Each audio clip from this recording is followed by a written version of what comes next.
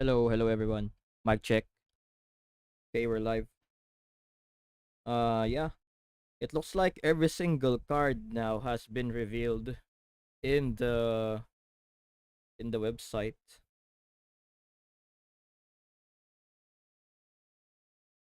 Some of these new cards are crazy, man.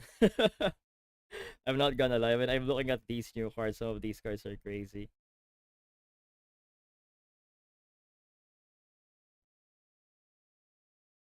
Let's take a look at the new cards from Infinity Evolved. So, yeah, I think every single card is revealed here. 3 bronze, 3 silver, 2 gold, and 2 legendary for each class. I think that's everything, right? I think this page has every new card that's been released. So let's take a look at every single new card in the game and see how broken these are. Because, man, these cards are insane. This card is not insane. 3 cost, 3 rush. This card is lame as shit. I don't think anyone's gonna run this card. Maybe I will. I'm wrong. I mean, it's not horrible. But Forestcraft is a combo heavy class, right? You can probably just go Fairy May and then deal 3 to something on turn 3 instead of doing this. I think this card is ass. I'm actually gonna be very surprised if this card becomes a mainstay in Forest decks. But yeah, maybe non-Fairy decks. I don't know. I don't see it being run. This one though. Dwarven Mallet Man. Select an enemy follower to field and deal it 4 damage, combo 3, deal damage to all enemy followers instead. So, on turn 7, I guess you can play 2 fairies plus this guy. It's actually not bad if you're thinking, like for example, right, you have fairies in hand. On turn 6, you play Arya, and then you super evolve your Arya. And then next turn, on turn 7, you play 2 fairies with Storm, and then you play this guy, get rid of their entire board. I think this card is okay. It deals 4 to all enemy followers. On turn 7, I think it's realistic for a turn 7, like for turn 7 to have boards that are less than 4 HP. 4 HP or less, I mean. Combo 3, so you only need to play it. Wait. No. Combo 3?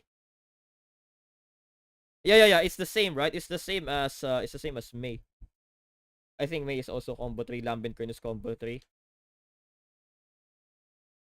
Maybe on Control Forest, I can see this card having, you know, I can see this card being played. Now this one is weird. 7 play point, summon 3 copies of Gentle Treant, which is a 4/4. It's actually decent stats. But the problem with this is it it's fanfare. Evolving this guy, combo 3, it's fanfare. It restores 2 defense on strike, but this card is very low tempo. On turn 7, you play 3 4/4s. I mean, it's not bad, right? But what's that gonna do? You're just gonna put 3 guys on the field. Yeah, you can evolve 1 guy and heal 2. I mean, that's not that bad, but I'm pretty sure most decks can easily deal with this. No, this card does not activate the fanfare ability. That's why I don't think it's that good. If this card activates fanfare, then yeah, this card, it might be insane. I think if it activates fanfare, it would be insane, right? For example, combo 3 activate their fanfare effect. If it gives it something like that, this card is probably insane. But since it doesn't activate the fanfare, so if you drop this on 7, what are the opponents gonna do? Wait, it might not be that bad, no? Because on turn 7, Geno cannot clear this board. Geno needs to... Nah. Geno needs to, like, obviously if you play this on 7, you're probably gonna evo one of them. So one of them is gonna be, let's be generous and say it's a 6. It's probably a 6/4 or a 6/3, something like that. They don't even have rush. Yeah, that's the problem, right? You drop this on 7, it's just 3 guys, bro. They don't do anything. Even if you evo one guy, sure, maybe they have a small board. You evo one guy, you deal with the small with the board. Dude, can Kuwon clear this? Kuwon super evolves, kills one of them. Can trade the 2 to the other guy. Wait, it's not that bad. It's not that bad, bro. Kwon needs to trade everything to clear this. Hmm. Yeah, but can you ever drop this on 7 though? Because what's your opponent's turn 6? Like for example, if you're playing against Rune, they drop the new guy. They drop this guy. They have 2 3 3 barriers on the board, bro. What the hell is this supposed to do? I think the body is decent, right? That stat wise, this card is not bad. I think it's not that easy to counter the 3 4 4 guys. But can you really play this on turn 7? Can you really play this on turn 7? Is there any cards in Forestcraft that give rush? No. There's none. On turn 9 or 10 after both spend all evos, his card is boosted. What do you mean boosted? Nah, I don't think it's good, bro. This card's I'm gonna be surprised if this card becomes a staple in forest decks. Honestly, I'm gonna be surprised. Maybe a one-off, but weird card. This one though, summon 2 copies of Baby Carbuncle on turn 6. So on turn 6, if you're going second, it's a 6/6, which is insane. It has Ward, which is insane. You summon 2 Baby Carbuncles, and you can Super Evo one of the Baby Carbuncles to recover 3 play points, and you can play maybe this shit.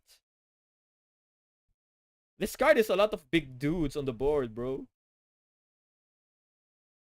This card might be decent.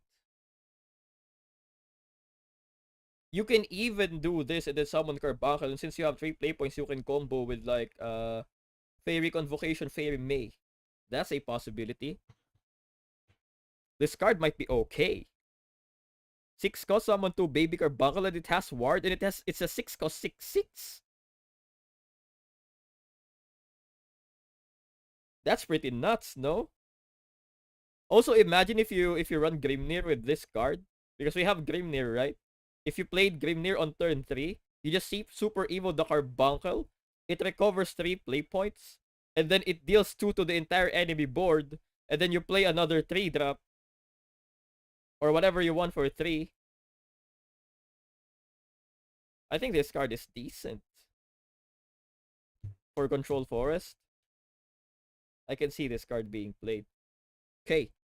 Fairy Fencer.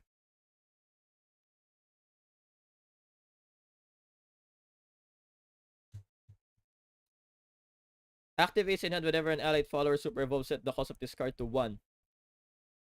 Fanfare add the fairy into your hand.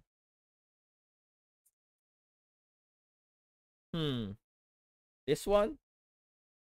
Whenever an allied follower super evolves, set the cost of this card to 1. So it doesn't reduce it. It's 1. It like 1 is the minimum cost it can get. Even if you play something like Olivia, you cannot get this for 0 cost.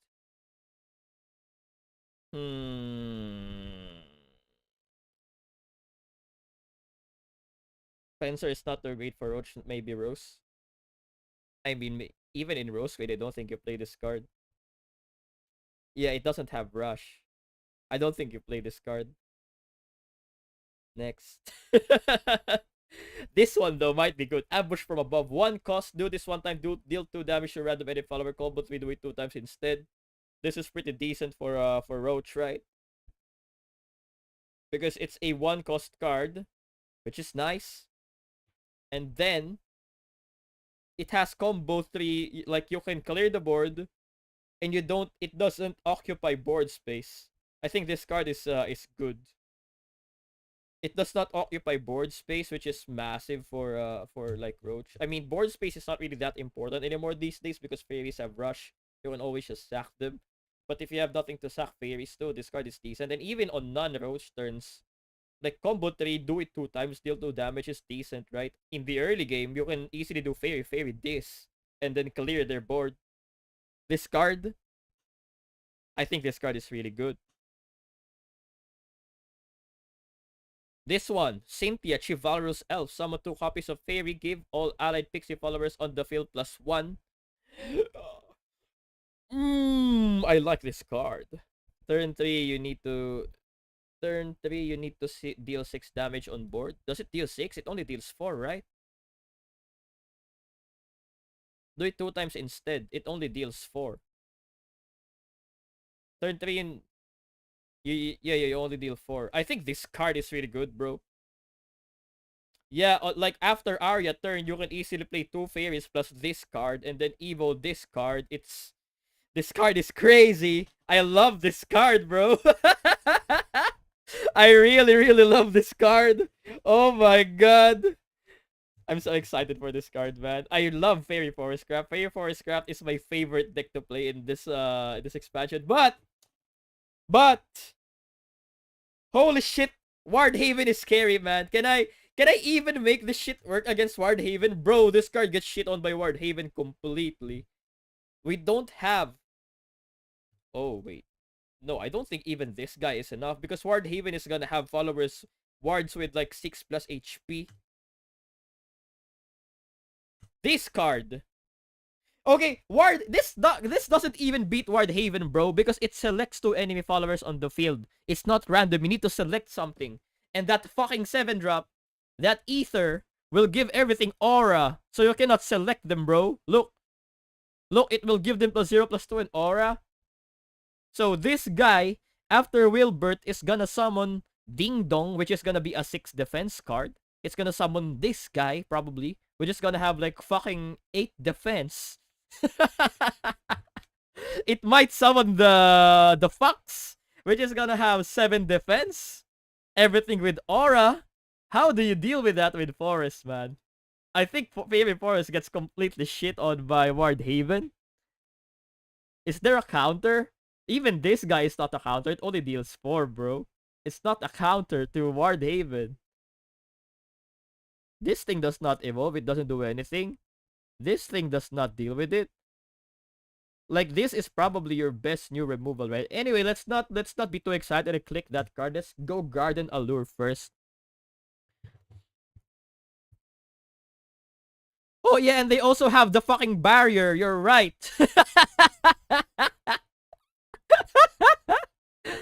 Right, let's not think about that for that yet. I think this card is really good though. Look, fuse Forestcraft cards, draw a card. If you fuse to this card, draw 2 instead.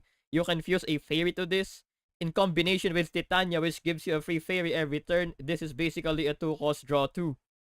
This card is really good. I think this card is gonna see a lot of play. It's just pretty good card draw in general, right? Yeah, this card is good.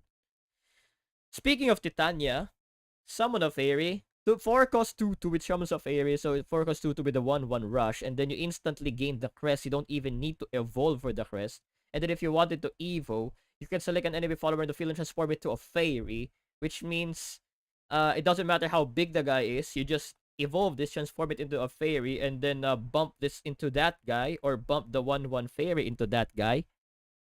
This one is pretty decent. And then the crest adds a fairy to your hand every start of your turn. I don't think this card is that good for Amatas, and the reason why it's not good for Amatas is because Amatas is only good for the first few turns, in my opinion.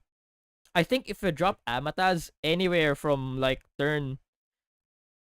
maybe turn 4, he might still be decent, but turn 5 and above, Amatas is trash. It doesn't matter if your Amatas is a 10/10. Most classes can deal with a 10/10 Amatas on turn 5 with little to no issues, I think. The fairy goes to which graveyard? Which fairy? Oh, the transformed one? It goes to the opponent graveyard. Yes, it can mess with Cerberus, you're right. Because you're gonna transform their follower into a fairy. If you kill it, it goes to their graveyard, and Cerberus can actually summon a fairy after that. So this card is a decent counter against Cerberus. Like, obviously, Cerberus can still win like the 50-50 and still summon the 1-drop that it wants. But yeah, this card can kind of mess with Cerberus. I think this card plus Amatas is overrated in my opinion, because Amatas, like, this is a 4-drop. And after this, Amatas is not that strong anymore. Amatas is best used on like turns 3 and 4 when your opponent is still gonna have a hard time dealing like with a 6/6. I don't think, but this can be decent for something else. Like, obviously it combos very well into this. Obviously, 1 fairy into your hand every turn is good with Arya and this. So yeah, Fairy Forestcraft getting decent support. I don't know how strong this is gonna be. This is, I mean, if you're playing Favorite Forest, you're obviously gonna want to put this card in that deck, right? How many copies do you put though? I don't know. Maybe only two. Maybe even a one-off. Nah, the evolve effect is okay. Like, obviously you cannot stack the crest, but the evolve effect is okay. But I don't think you add three of these, right? Because even if you draw this card, you're fine. It's a card. It's a card that if you draw this on 4, fine, play it. It's good. But if you don't draw it, it's okay. You can play it. Like you can play something else, and you're not gonna immediately lose the game. Maybe two. Yeah, maybe two. And then we go to Limaga again. So fanfare, select two enemy followers in the field and give them can't attack. So if you're playing against Ward Haven, again, this card does not allow you to go face because it only gives them can't attack. You still need to kill the shit. Like this is good against non-wards because you know you can disable those cards and then super evolve select two enemy followers in the field and give them at the end of each turn deal one damage related to a damage to this follower. So this can clear two little guys. This can clear two little guys. And this can disable two big guys. So basically this card can stop four cards. You can disable two cards for a turn and then you can kill off two small guys. The good thing is at the end of your turn, it will deal one damage to their leader first before dealing two to the follower. So if it kills itself, it's gonna deal the damage to the leader first. I mean, I think even if it kills itself first, it's still gonna deal the damage anyway. Not sure. The effect remain until the follower dies. Yeah, but I mean, are you even gonna use this effect? Oh, actually, you can actually select the same targets. So you can do fanfare, right? Stop two guys from attacking and then super evolve, select the same target. So it's pretty much guaranteed like 4 damage to their face. But it's at the end of turn, so I don't think you're gonna do that. I think most of the time you're just gonna do this to kill off small guys. I don't think you're ever gonna select the big guys to I don't think you're ever gonna select the big guys to give them this effect. Because you're gonna have to kill them off the next turn anyway when they can attack. At the end of each turn? Yeah, I know. Wait, including yours? Oh!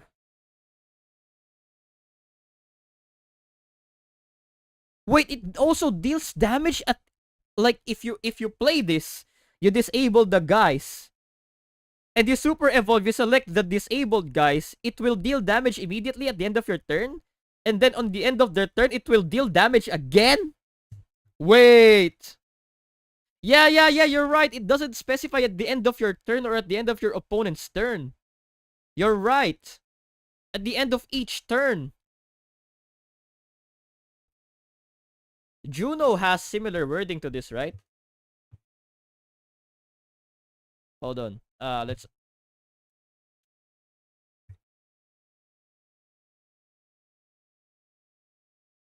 Uh-huh. Yeah, you're right. At the end, it's not specifying at the end of your turn. It's at the end of each turn. You're absolutely right there. So it's 4 damage. Wait, that might be better than I thought. That card is very flexible. You can use it for control and you can use it for damaging the opponent. So uh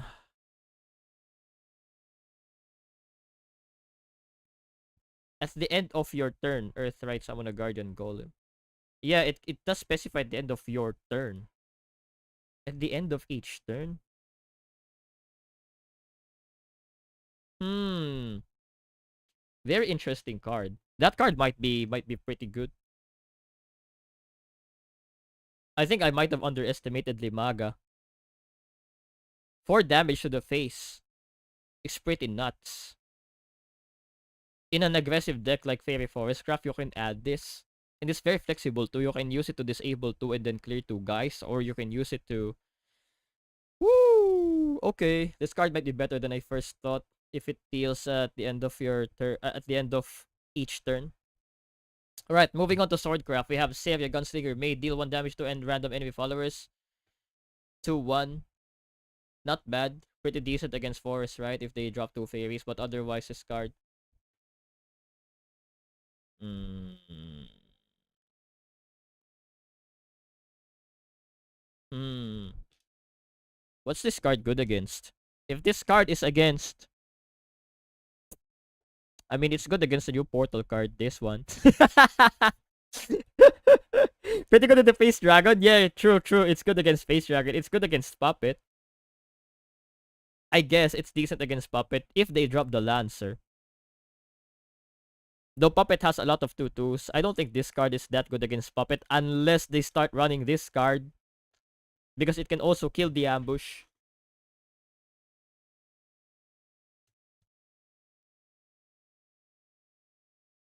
The effect will not damage super evolved cards in your opponent's turn for Limaga. Yeah, but it will still deal damage to their leader. And I think the dealing damage to the leader is more important than the dealing damage to the follower.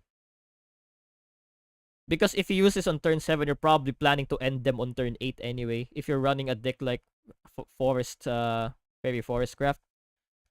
Because Forestcraft decks right now are pretty aggressive, right? With both Roach and Fairy, you want to end them quick. And that card... Which deck is the first one you're gonna make and try? Probably Fairy Forestcraft or Puppet Portalcraft. I mean, like most likely going to go for Puppet Portalcraft, right? It's my, it's my thing. You've never seen Sword Gun? What Sword Gun? This one? I mean, Swordcraft is not all swords. It's being because in the original Japanese version, right? It's called Royal, not Swordcraft. The class is called Royal. So everything that relates to royalty, like people with muskets, with swords, with lances, something like that, the medieval knight shit, it's all Swordcraft. So yeah, don't be surprised if people are using guns.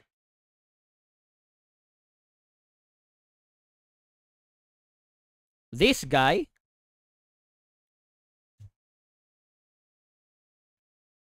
5 cost 4/5 ambush. I mean, this card is like a power creep version of Ninja Master. Yeah, it's also Ninja Master. It's Night Shadow Ninja Master though. Ninja Master was a 4/4. Now this is a 4/5. This can be insane in aggro. Let's see though. Can aggro sword make a comeback? Maybe. Lucrative Deal is an interesting card. Draw 2 cards, your opponent draws a card. I mean, giving your opponent 1 draw for free is not good. Drawing 2, I don't know if you run this card. Maybe if your deck, maybe in an aggro deck, you can consider playing this card because you run out of cards pretty quick, and 2 cost draw 2 is not bad when all of your cards are like 3 cost or less. Yeah. Gelt. Ward. At the end of your turn, if there's a super evolved allied follower in the field, give all allied followers in the field +1/+1. How good is this guy? I mean, you can combo this guy with Gildaria. If you have Rally 20, this will super evo for free. You drop that guy. It summons 2 Steelclad Knights, which are 2/2s. So you get this, and then you get Steelclad Knight, which is a 2/2. And then if you have a Grimnir will deal 2 to everything. And then the 2/2 will probably survive because you just dealt like 4 damage to their board for no reason. And then you drop this guy. It gives +1/+1 to all allied followers, including himself. So yeah. And on turn 9, by the way, it's actually very realistic to have Gildaria super evolve for free on turn 9. I think turn 9 Gildaria a lot of the time is gonna be active. Rally 20 is gonna be active on turn 9. Explain Rally. Rally basically counts every single follower that's been summoned on your side. So basically, if you spawn a 1-drop, that's 1 Rally. If you spawn Luminous something shit, the 2 cost that summons a 1/1 Knight with Rush, that's already 2 Rally plus your 1-drop, that's 3. If you summon the Luminous Magus on turn 5, that's Luminous Magus plus 3 Ward, so that's already 4. So yeah, you basically just summon 20 guys. Also your Corpse Lord, whatever her name is, the 1/2 that summons a 1/1 if it dies. it's 2 rally. So I think I counted this before. Geno is 3 rally too. So yeah, rally 20 is something that can probably be activated on like turn 9.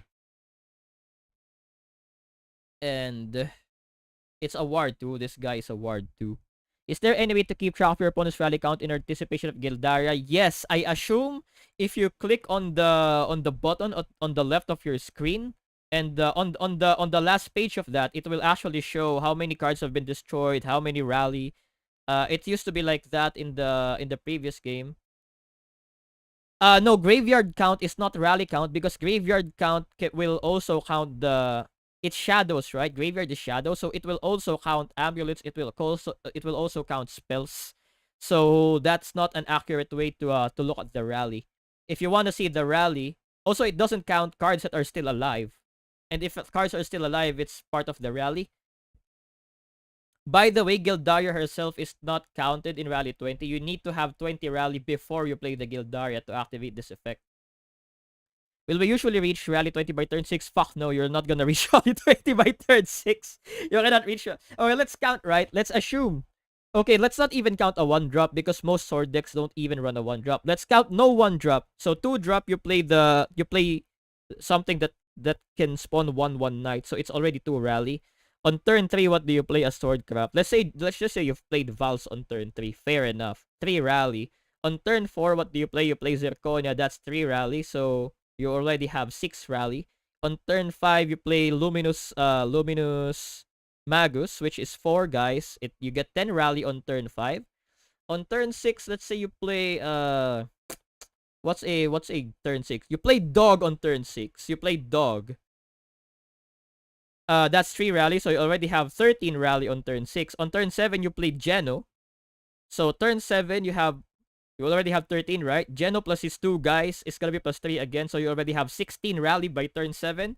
On turn 8, you play Amalia, which is 5 guys. That will already fulfill the rally 20 condition.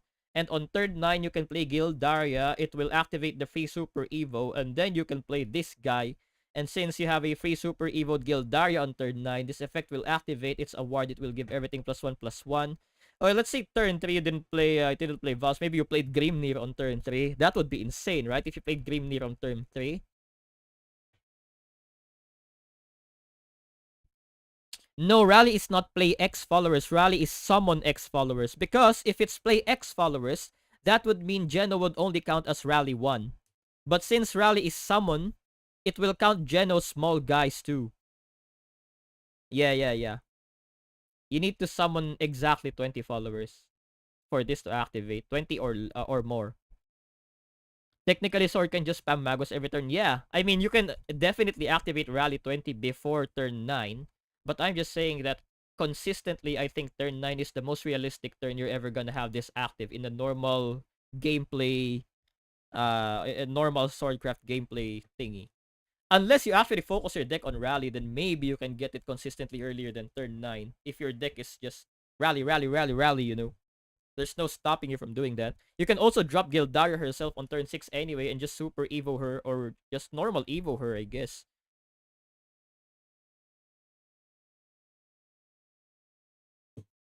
Urius summoning knights for enemies count for the rally effect? No, it does not, because it summons knight for the opponent, not for you. It does not count. Urius will only count as 1 rally because Urius will only summon himself. Speaking of Urius, let's go to Urius now. Summon 2 copies of Knight. Whenever an enemy follower enters the field, give it can't attack followers or leaders until the end of the opponent's turn. So, this is insane because it says whenever an enemy follower enters the field. It's not whenever an enemy plays a follower. So, literally everything that gets spawned on the board cannot attack. There used to be a card similar to this, I think it was the Ruined Web Spider, where it attack like every time you play something it can attack. But for example, if it's that effect, right? If you summon a Gildaria and evolve it, these 2 guys can actually attack. If you play Orcus, for example, Orcus cannot attack, but if you super evo Orcus, the enhanced puppets can attack and Lloyd can attack. But with this effect, everything cannot attack. So if you're playing, let's say, Puppet Portalcraft against this, you have to keep you are required to keep the Zeus spell, what's that called? Divine Thunder against Swordcraft, or else you're just fucked. Because with Puppet Portalcraft, your entire removal condition is based on your follower, the followers in like that you spawn based on puppets, right? Puppets are the way you clear the board, and this card completely fucks with the puppets. You cannot use any puppets because they cannot attack the turn they're played, and after that, the next turn they get destroyed. So your puppets are literally useless if this card is on the board. So you need to keep either Divine Thunder or you need to keep a Sylvia or a Fildao. So you can actually Evo and kill this because the Evo effect will still kill it. However, your Sylvia will not be able to attack after Evoing. His heal and burn effect is really annoying. No, it actually heals you and burns the sword player. Look. Whenever an enemy follower enters the field, give it can't attack followers or leaders. It will deal 1 damage to the enemy leader. So this is an effect that's given to your own follower, right? It deals 1 damage to the enemy leader. So it actually damages the sword player. It does not damage your own leader. It damages the sword player. And restore 1 defensive leader. It actually heals you. So not only will it deal damage to the enemy leader, it will heal you. So if the sword player is low HP, like for example, you aggro the sword player for some reason. I know sword is not an easy class to aggro because of how good their board is. But for example, you aggro the sword player and they're down to 5 HP. They're fucked. They cannot play this card because you can just play all the followers on the board and then kill him with his own Urios effect. So you cannot really play this if you're already low on HP. Is the other way around? I don't think so. Look. Whenever an enemy follower enters the field, give it can't attack until the end of your opponent's turn. So this is the effect that it will give the enemy follower, right? So imagine you're playing the game. You have a follower on the board. You click it. You read its effect. It says, deal 1 damage to the enemy leader. This is my card. Like, I own that knight now. It's not his knight. It's my knight. He gave it to me. Someone took up enemy copies of knight. This knight is mine. He gave it to me. And it says deal 1 damage to the enemy leader. So my knight that I now own because he gave me the knight will deal 1 damage to the enemy leader. It means I deal 1 damage to the Swordcraft guy. Yes, it burns the Urios owner, not the opponent.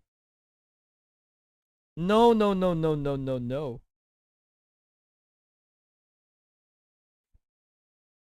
Look, there's a comma. There's a comma. So, whenever an enemy followers enter the field, give it this, comma, which means it also gives it this, comma, it also gives it this. Do you understand? The 2 knights, like it's gonna prevent you from summoning anything on your board, but it will burn the Urios player. It's not gonna burn you, it's gonna burn him. I'm playing 5 wards and burning for 5. Yes, that's right. You can actually do that. You can literally just play wards and then ignore this guy. And burn him instead.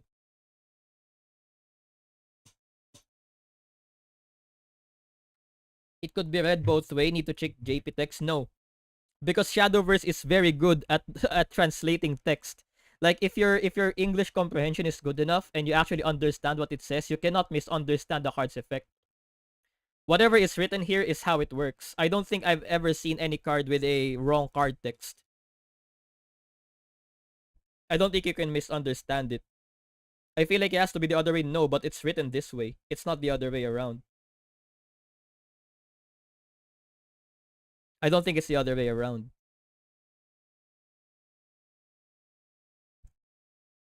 Anyway, Runecraft. Melvi, Adoring Witch. Oh yeah, by the way, before we stop, right, let's just take a look at what the fuck this card counters. 8 cost healer opponent and burn yourself makes no sense, but that's what it does, bro. You just gotta deal with it. That's what it does. Also, it's not 8 cost to heal your opponent and burn yourself. It's 8 cost to stop everything that your opponent can drop. Like, you don't just heal them and burn yourself. It's 8 cost to stop their Orcus. They cannot play Orcus. It's 8 cost to stop their Roach. They cannot play Roach. It's 8 cost to stop their Kuwon. 8 cost to stop Genesis Dragon. 8 cost to stop Albert. Literally everything you can stop with this card. It's not 8 cost heal the opponent and burn yourself. It's 8 cost stop whatever bullshit they're about to do the next turn.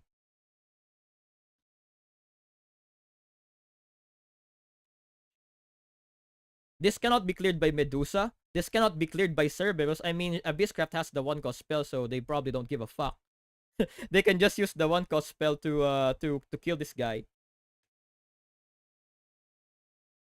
It's a support for Albert. It doesn't make sense if it heals your opponent. Well, it does heal your opponent. That's just how it is. You got it heals your opponent, bro.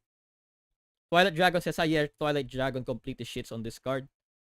But as much as you don't want it to heal your opponent, this card heals your opponent. I'm sorry.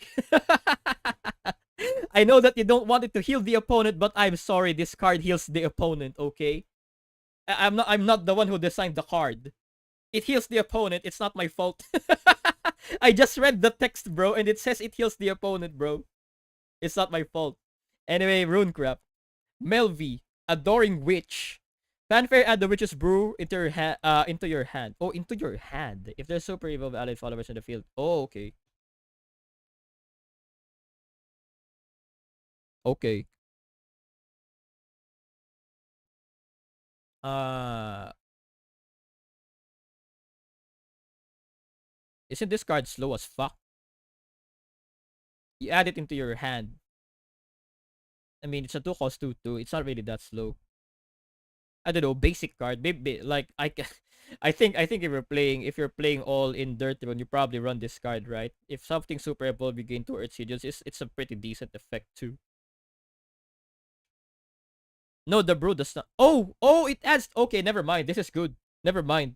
I thought it adds magic sediment. You're right. It adds Witch's New Brew, which was a card. This card is good. Yeah, this card is. Yeah, this card you'll probably always play this card. This card is good. This card is really good. Arcane Archivist. Select a card in your hand and return it to your deck. Draw a spell. It's basically Ruby Chan, but instead of drawing a random card, it always draws a spell. Okay.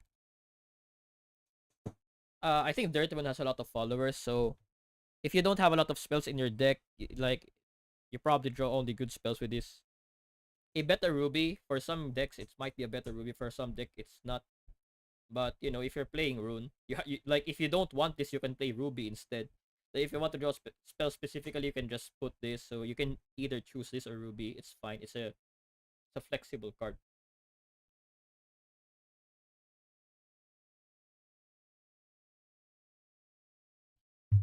For Dirt, it is good because you don't run much spells. Yeah, I agree. This spell is good too. Select an enemy follower on the field and destroy it. Earthright, deal 2 damage to the enemy leader. So Earthone finally gets burn. 2 damage is very little amount of burn, but burn is burn. So there you go. Can spell boost run this card. I don't think dealing 2 damage. I don't think spell boost runs this card. Because spell boost now runs like the magic said Witch's New Brew, right? I think spell boost runs this.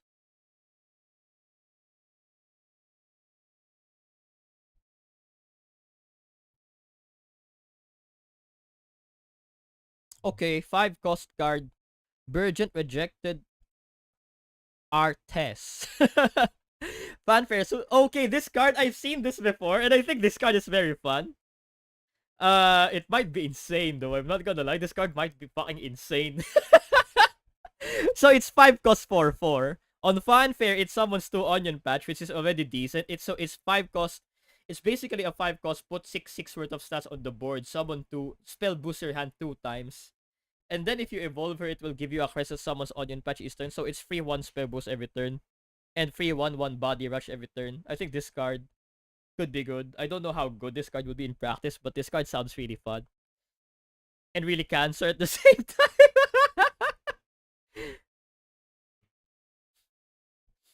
This card might be I don't know. This card is gonna be annoying to deal with. The like constant 1/1s every single turn, rush and then spell boost. And if you don't kill this, by the way, if you ignore this, this is gonna attack next turn and spell boost again. I mean, I don't think you'd have to ignore this anyway because like they're probably gonna it's rush not storm, so it's probably gonna sacrifice itself to your follower anyway. But still, it's a slow and that don't have the ward. Yeah, it is, but it's more spell boost during the entire course of the game. Enchanting Perfumer. Select an enemy follower in the field and deal 3 damage. Gain an Earth Sigil. 4 cost 3/3. Replicate the effect of this card's fanfare. So this clears. This is this is just Anengrea for dirt, bro. Instead of spell boosting, it gives you two dirts. It has worse stats, but it clears 3 followers, same as Anengrea. And it doesn't summon the ward, so it's not bullshit. This card is decent, I think. Miranda, but better. Yeah, I think this one is a solid card, right? It's very flexible. On fanfare, you gain a sigil and you deal 3 damage. So if your opponent has a small board, you can just drop this and it's fine.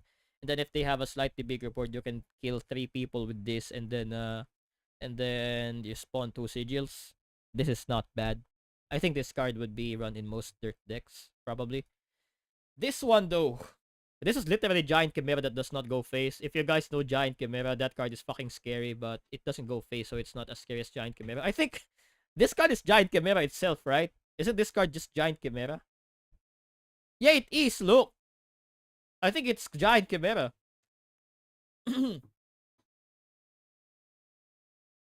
Slightly worse, William. Yeah, it's an Aragavi that can be spell boosted, and it's a spell. It's 3 cost. I think this card is decent. Because unlike William, if you use this card to clear their board, you spell boost their hand too while clearing their board. And unless their board is insanely big, this card is better than William. Yeah, it's half the cost of William. You know, this card can be better than William at times. Sometimes this card is worse than William. But I mean, on turn 8, like let's say you have this card in your hand from the beginning of the game. Depends on the board because it's always from most right to left. Yeah, it kills Orcus most of the time, right? Your Stormy Blast cannot kill Orcus because Lloyd is blocking the way, but this kills Orcus. And if you have this card from the start, this card is also very flexible, right? Because if you get this card on Mulligan, for example, you keep it, right? In the early game, if your opponent aggroes you, can drop it on turn 4 and probably clear their board depending on how many times you spell boost. This card probably kills their turn 4 board. And then if they don't drop a good board on turn 4, if you had other ways to deal with it, you can save this card until the late game and on like turn 8, this card is probably gonna be like spell boosted, I don't know, 15 times or some shit. And clear Orcus. It will clear Urius. It will kill a lot of things. This card is good. I think this card is very flexible. This card should at least start with X1. I'm not sure. You have to spell boost 20 times to kill Orcus board. No, you don't. Orcus is only 8 HP and Lloyd is only 6 HP. The puppets disappear by themselves. It's only 14 spell boost. And as you guys know, William does fucking 48 damage in late game. So, yeah, also if you draw this with Dimension Climb, it already deals 5 damage by default. So, I think this card is very good. It's very flexible. You can just do this to clear, like to survive the early game. Or if your early game is stable enough, you can just use this as a nuke in the late game, 3-cost nuke. Does barrier cancel this? I think the interaction with barrier is it will actually hit the barrier for 0 damage, but it will consume damage based on how much HP the barrier actually has. So for example, right, the card in the rightmost part of their screen has 3 HP with barrier, and the card beside that on its left has, let's say it has 3 HP without barrier, and let's say Flames of Chaos is spell boosted 5 times. The first guy on the right will consume 3 of that damage, but it will take 0. And then the one on the left will take 2 damage only because it's only spell boosted 5 times. It only deals 5 damage total. The guy on the left will only take 2, so it will not die. And the barrier guy will not die because the barrier will eat the damage. I think that's how it works. I might be wrong on this, but if I remember correctly, from my experience playing Classic Shadowverse, that's how this works. Imagine if Shield Maiden just yoinks all 18 damage. No, Shield Maiden cannot yoink all the 18 damage because Shield Maiden only has 1 HP. It will only yoink 1 damage from this. Shield Maiden cannot yoink 18 damage from this. It's not how it works. Shield Maiden only yoinks 1 damage. Or 5 if it's boosted by Wilbert and Ether.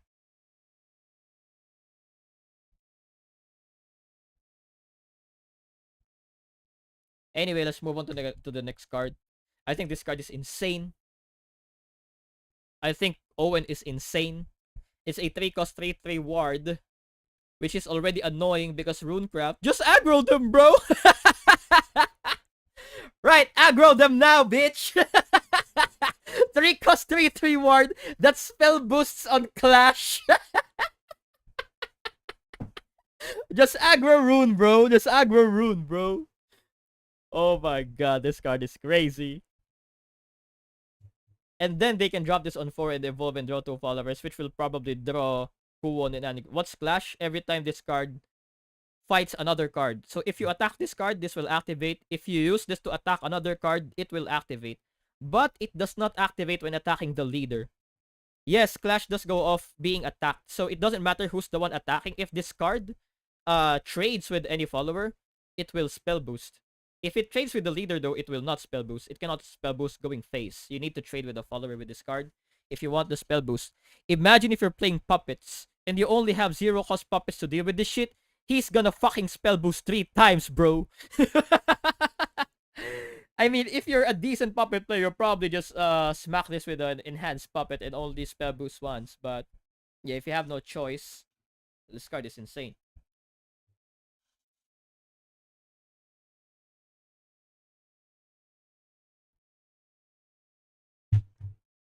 Yeah, it's a ward tool. Let's not forget that it's a fucking ward.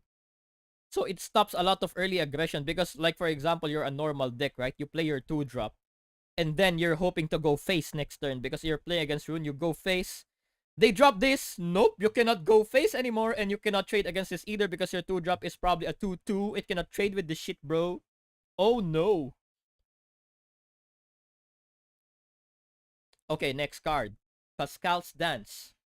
Forest can just made this. Yes, Forest can absolutely made this. Like, it's not like this card cannot be countered. Portalcraft can also Stream of Life this. Yeah, that's also the thing. Runecraft does not really have a real 3-drop, so this card has no adversary when it comes to deck building. You just slap this guy most of the time, and it's gonna be a good card. You don't even need to remove your 3-drop for him because he is probably your best 3-drop right now. Next, we have Pascal's Dance. Run Earth Sig, gain an Earth Sigil, and then at the end of your turn, if you have 10 Sigil, you will double attack of everything. This is fucking a meme. This is meme as shit. I don't think you're gonna run this in a serious deck. I'm honestly gonna be very surprised if this gets run in a serious deck. Because right now, looking at all the cards, right, everything's been revealed. I don't think we have insane dirt generation yet. I don't think we have insane dirt generation, and this is Earthright 10. But guys, just imagine if you have 12 sigils on turn 7. If you have 12 sigils for some reason, you can use the +1 play point. Use this guy. Evolve this guy. Okay, super evolve this guy. Summon 2 guardian golems with barrier. Use this. Get a 16/16. A 6/6 with barrier and another 6/6 with barrier.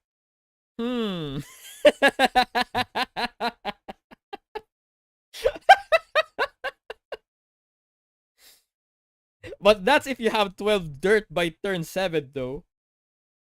And Haven just grails you. We don't talk about grail. We don't talk about grail, bro.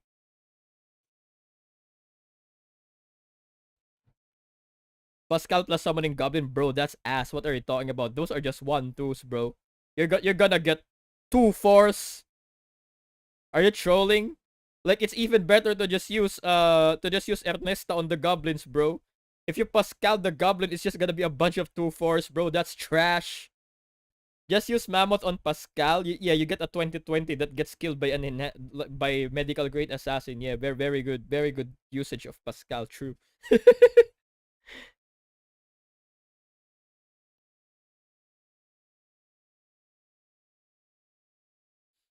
I think the Lantern will play better than Los Angeles in this. It has aura.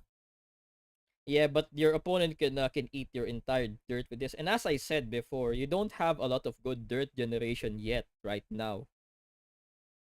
I don't think Runecraft has crazy dirt generation, and a lot of the things here actually consume your dirt. Is Earthright 2 too expensive? Maybe not, really, actually. Yeah, I guess not that expensive because you can now engage to gain 1 dirt every turn anyway. Maybe it's not as bad as I thought. Mm. I can't really imagine. Odin is a one for no, this is shit with Odin because it only buffs at the end of your turn. It will not buff Odin's storm. This card is shit with Odin. That's why this card is, I think, meme tier because it only buffs stuff at the end of your turn. You cannot super evo Kuwon and then use this and then buff your guy to like to an 8, 10. You cannot do that. It's at the end of your turn, bro. Look, at the end of your turn. You cannot use this to buff your storm. I don't think this card is good. This card is probably a meme. I'm gonna use it though. I'm gonna use this card, bro. If I get Norman, I'm fucking using this card and doing that combo, bro. You cannot stop me. I'm dropping to Topaz to do the meme. Anyway, Lilanthem, this guy. Summon a yeah, so it just summons itself over and over but eats 2 dirt every time. 8 cost 5/5. Now, Super Evolve I think is very useful, right? It's Sylvia Super Evolve. You destroy 2 followers on the field. I think it's really good. Let's see. I'm not too sold on this card. This card may or may not be good. I think the viability of this card really just depends on how broken the dirt generation is for Runecraft this expansion. Like, looking at the cards, I don't think the dirt generation is that broken. Like, this gives you 2 dirt, I guess. This consumes a dirt. This does not give you a dirt. This can give you 3 dirts. Maybe only run one of her. Maybe 1 or 2, yeah. I don't like you never run 3 of these. Norman, you probably run 3 of him, but this one probably just 1 or 2. Anyway, Norman, right? We didn't talk about this card in depth yet. Norman, Earthright, select a mode to activate. I think this card is broken as shit, bro. It's so cheap too, man. Earthright 1, what's that? Free? Summon a Guardian Golem and give it a barrier for free. Draw 3 cards for basically free. Restore 4 defense for free. And then you can evo it to restore 4 defense again. Aggro is dead, bro. Oh my god, this card is crazy good. This card is crazy good. If this card is not insane, I'm actually gonna be very surprised because I think this card is insane.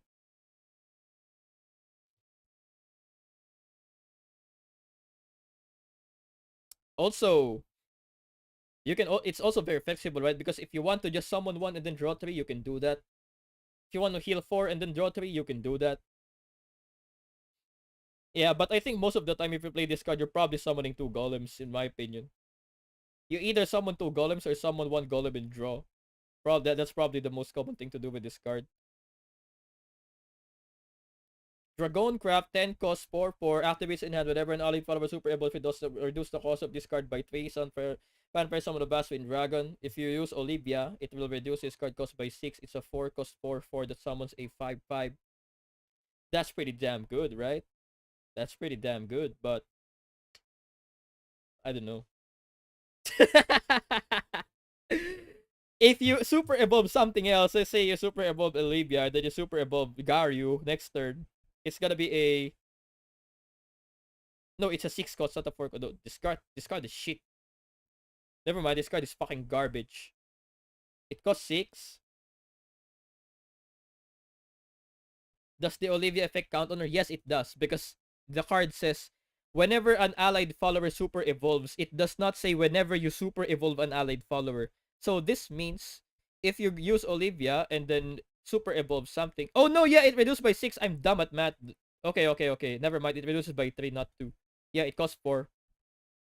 And then if you super evolve Garyu, it will now cost 1. Dude, this card is not bad, bro. This card is not even bad. What are you saying? You can play this plus Twilight Dragon on 10 PP. This card is not even that bad, bro. Also, if you play Phoenix Roost and you draw this card, it's already 5 cost, and then you play Olivia, it's gonna be 0. Like if you draw this after using Fenny and then you use Olivia, it's literally 0 cost. Zero cost 4/4 summons of 5/5 that has Intimidate. How can this be that bad? I don't think it's terrible.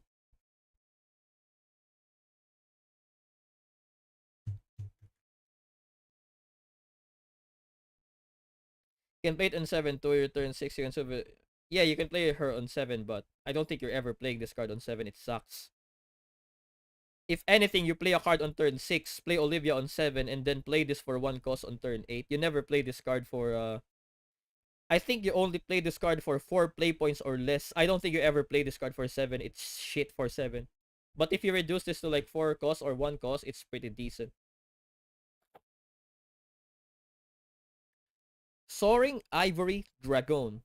If you're overflow, draw a card, rush 1/1. Eh. I think it's lame. I think this card is lame. 1/1. If it's a 1/2, maybe. 1/1 rush. Like, what would the one... Oh! Wait! No, it's not that bad. Because you can combo this with Phylene. You can kill something with Vylene's spell, right?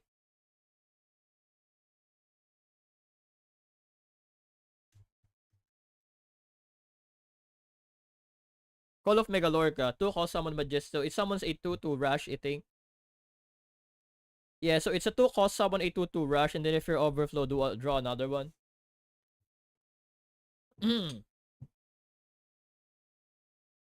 Yeah, I guess like drawing a card is decent if you already drop your Fenny, but is this card even gonna see play? I don't know.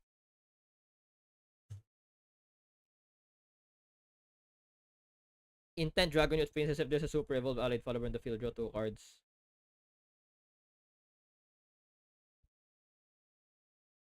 Mm, how good is this card? Guys, how good is this card? It's not bad. Is it good? Okay, on turn 8, you can play Olivia, and then you can play Soaring Ivory Dragon, Super Evo Olivia, and Super Evo Soaring Ivory Dragon. You draw a card already. You draw 2 cards with Olivia, draw 1 card with this, and then you drop this card after that. You draw 5 cards in 1 turn. That's pretty good. That's pretty good. Drawing 5 cards in 1 turn, bro, with Olivia the Ivory Dragon in this card. That's pretty good, right?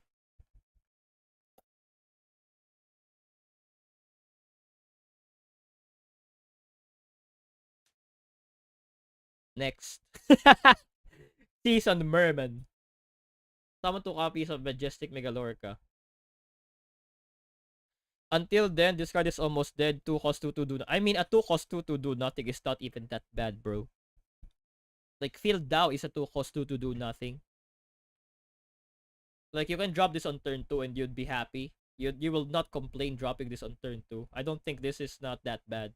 I think this is alright. Leading a Super Evo feels awkward. Yeah, it does, but it's not that bad, you know. You can also drop this together with Super Evo Autohemis Vanguard. Like if you're playing Face Dragon, you can Super Evo your Autohemis Vanguard, go face for 5 damage, and then drop this guy, draw 2 cards. It's not that bad.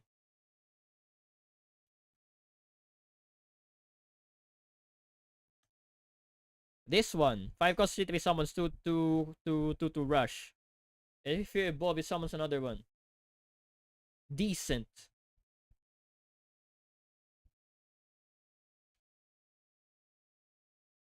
This one is interesting. This card. So it's a 1 cost card. You drop it on turn 1. Okay. And then engage 1, destroy this card, select an allied follower in the field, give it +1/+1 the last word, summon the Fireworm Blade.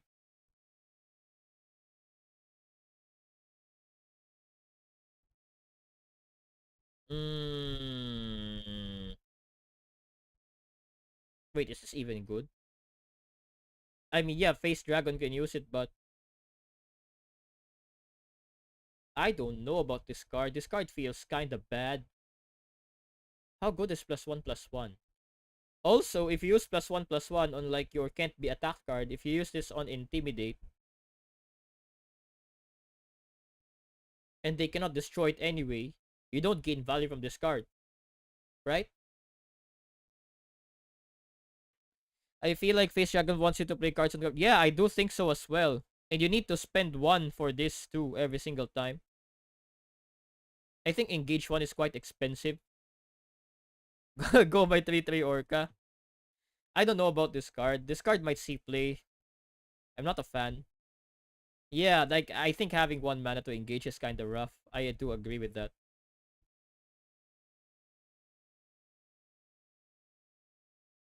Hmm. Next! 7 cost 5/5. Fanfare, gain a quest. Ward. 5/5 Ward. That summons 2 Majestic Megalorca. If you super evolve, it summons 2 copies again.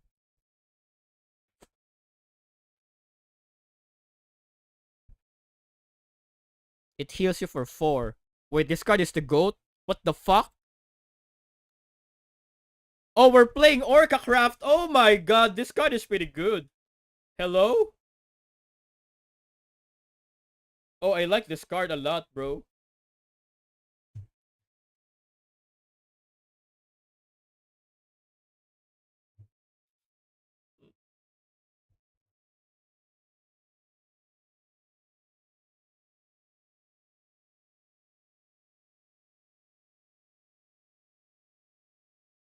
Why is this not a marine card? What? Hello? Why is this not a marine card? It's a shark! What do you mean? Wait, Otohime is a marine card?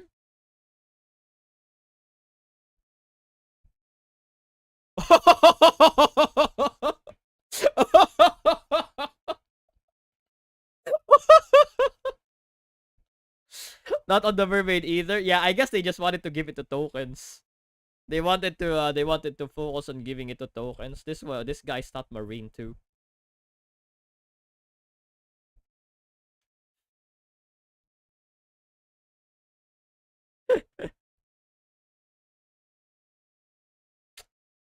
Draconic Strike. 6 cost, select a card in your hand, reduces cost by 2, deal 3 damage to enemy follower. So, if you ramp once, turn 3 you play ramp, and then you already have 5 play points next turn. You play whatever you want. Turn 6 you play.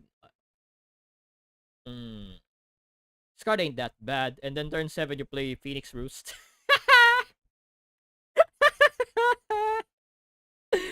I can already see the memes from this, man. I think this is I think Dragon's gonna be heavily meme deck. Dragon's gonna be meme as fuck.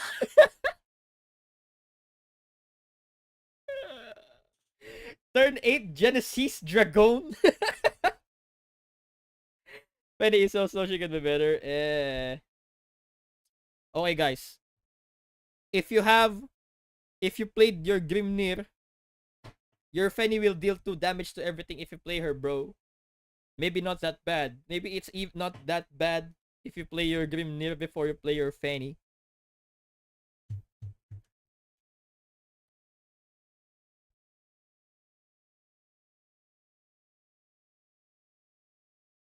Three damage at 6 isn't clearing anything outside of maybe sorry. It's not turn 6 though. This is not turn 6. This is earlier than turn 6 if you ramp. Let's say you ramp on turn 3. And then you ramp on turn 4. On turn 6 you have this plus whatever 1 cost card. You don't play this on 6. It's Dragoncraft, bro. You ramp. Like, you don't play this card outside of ramp anyway. Right? If you're playing this card, you're playing ramp. So, yeah. Unfortunately, we didn't get any ramp. I wanted to get more ramp, but no ramp. This expansion is sad. Maybe next expansion we finally get our ramp, but bro, no ramp. No ramp is crazy. Our ramp sucks. Feet! White Frost Bloom. I mean Phylene. Fanfare if you're in overflow. Is she still long hair if you evolve her? Oh, she's still long hair if you evolve her. Damn. Okay, this card. You wanna play Orcus on 8? You cannot play Orcus anymore. You wanna combo with Roach? You cannot play it anymore. You wanna Hokkaido's OTK me next turn? You cannot do it anymore. This card is pretty good. And then also combo with her Evo plus the destroy effect, you can literally clear any board regardless of how big the board is. You can clear it unless it has barrier. Then you cannot clear it. But yeah, feet is pretty good, right? I think feet is a good card. It's also a 2-cost 2/2 Bane by default. So as a 2-drop, it's not even bad. It's dangerous. It has There's not Bane. Does it disable Gundam? Yeah. No, it does not disable Gundam if your opponent is smart. Because if they have artifacts in their hand, they fuse it for free, and then they get Gundam. And the new cards that you get, for example, you draw a new card. For example, right, your opponent is Runecraft. You know they're gonna Hokkaido's next turn, so you use this. But they just happen to top deck Hokkaido's on turn 10. This shit cannot stop their Hokkaido's from doing what it does. Because he just top decked the Hokkaido's. This effect will only affect what's already in their hand. Look, in hand. So if they draw something, it will not increase its cost by 1. So if Portalcraft player keeps the artifacts and then on turn 10 they fuse it to make the Gundam will not have its cost increase. It's still gonna be a 10 cost. So it does not stop Gundam. Yes. And no sane artifact player is gonna fuse Gundam before they actually play it. Every single artifact player that's at least decent at the game will only fuse Gundam the turn they're about to play it. So yes, this cannot stop Gundam, realistically speaking.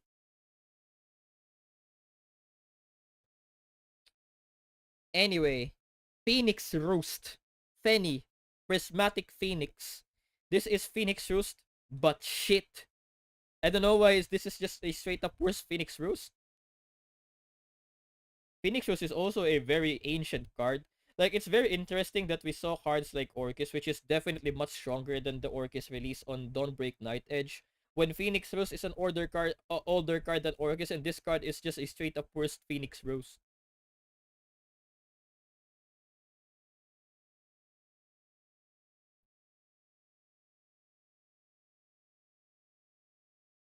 Alpha asks for a 1-cost artifact to be fused, so no, it does not mess with Gundam, bro. Because even if you fuse a 1-cost, it does not ask. And fusing is free. You don't spend play points for fusing, bro. If you already have the alpha, the beta, and the gamma in your hand, you just fuse them for free after they play the violin and play the Gundam anyway. It literally does not do anything against Gundam, bro. I mean, you know what it does against Gundam? It kills it. You can evo this and trade to the Gundam. It has Bane. It kills it. Before you do the alpha, no, you literally cannot stop Gundam unless the portal player is dumb. You literally cannot stop them from doing it. The only way you stop Gundam with this is if they're dumb.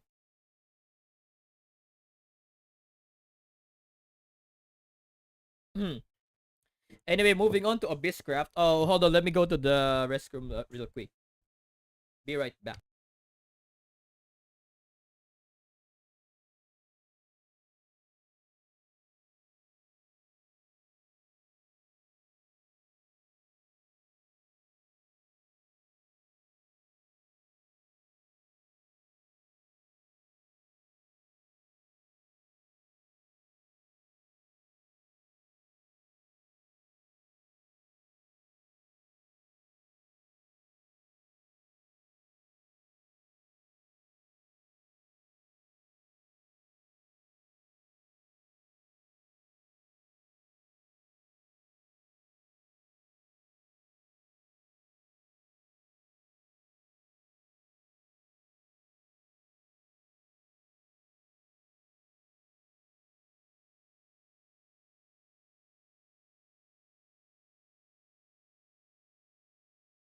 Hello, hello. Okay, guys, I'm back. Why is the stream frozen? I went to the restroom real quick.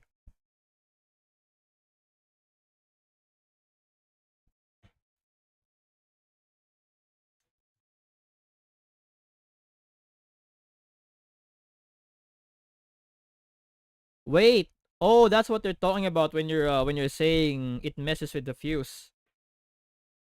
Yeah, I guess that you're right. I guess you're right. But what's the exact wording on Gundam? Let's read it real quick so we can see if it actually messes with Gundam. Because that's an interesting way of messing with Gundam, right? Uh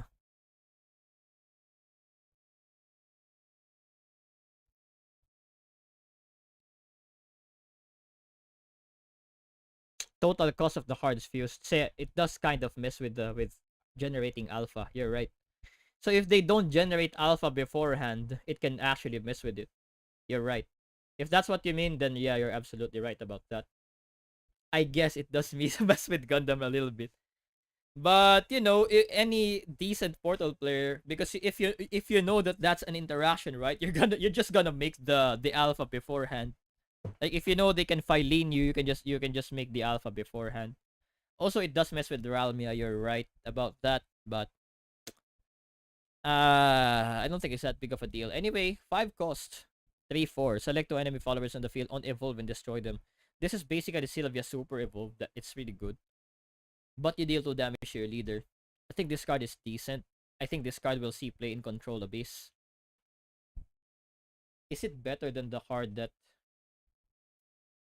Okay, is this card better than what we already have, the demon? Cost 5 is so much. I mean, you do destroy those things though. I don't think it's too much. But would you ever run that card instead of Dark Seal Demon?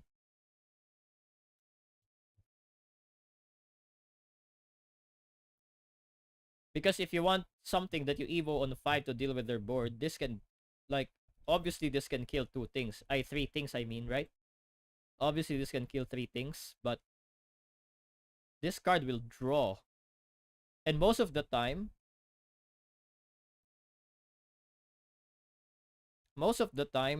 whatever you want to clear on 5 is like 6 HP or less anyway. I'm not sure about this card. I think this card can definitely see play. Yeah, I personally like Dark Seal more for the draw too. Because if you're playing control, you probably want as much draw as you can. I think Dark Seal Demon is better for draw. I'm not sure about this guy. But this guy can be decent, right? Anyway, Cultivator of Malice, add goes into your hand as a last words. I think this card is great for aggro. Aggro Abyss is kind of a joke though. I mean, it's a decent budget deck, don't get me wrong. Like if you're a beginner player, you're just learning the game. You don't want any complicated shit. You just want to go ooh ooh ooh and then win some games. For very cheap, you can craft Aggro Abyss, and this card is very good for Aggro Abyss. Adds a ghost into your hand. Is pretty decent.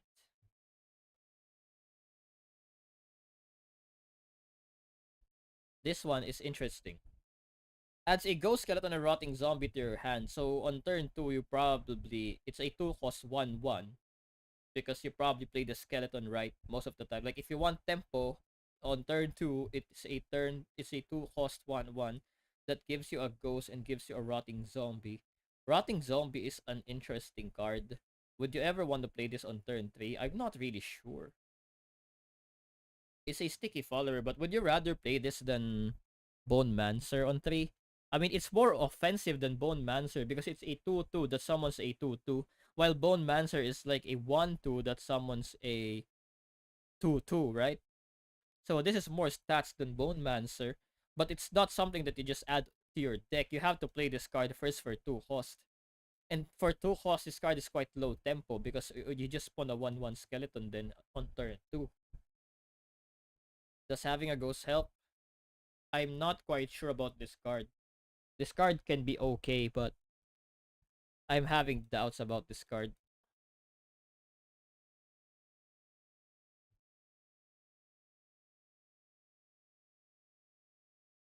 We have Voella, the Blastwing Rush. Whenever an added follower super evolves, give this follower +2/+0. This card is trash. 3 cost 2, 4. Rush. I think this card is trash. If this card is not trash, I'm gonna be surprised. But I do think this card is trash.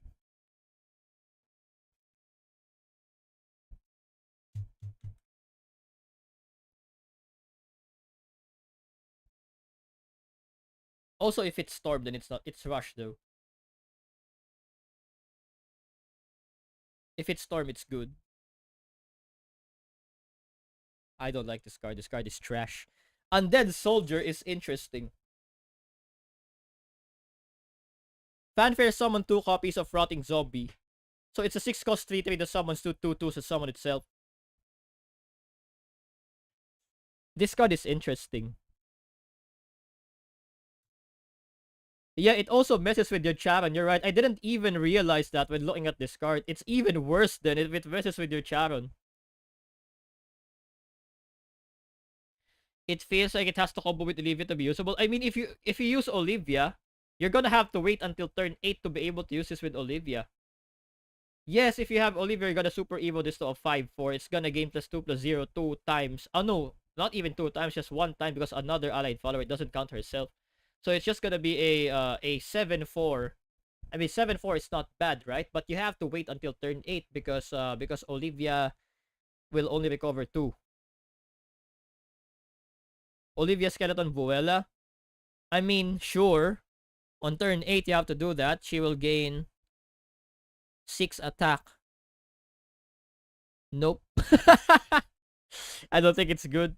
Like Abyss already has a lot of good removal. Like for turn 8, like you can just use Olivia plus Skeleton plus the Reaper Death Slash, bro. Also, you don't super evo Vuela that way, so she probably dies if you trade her into something. I don't know. This card is, I don't like it.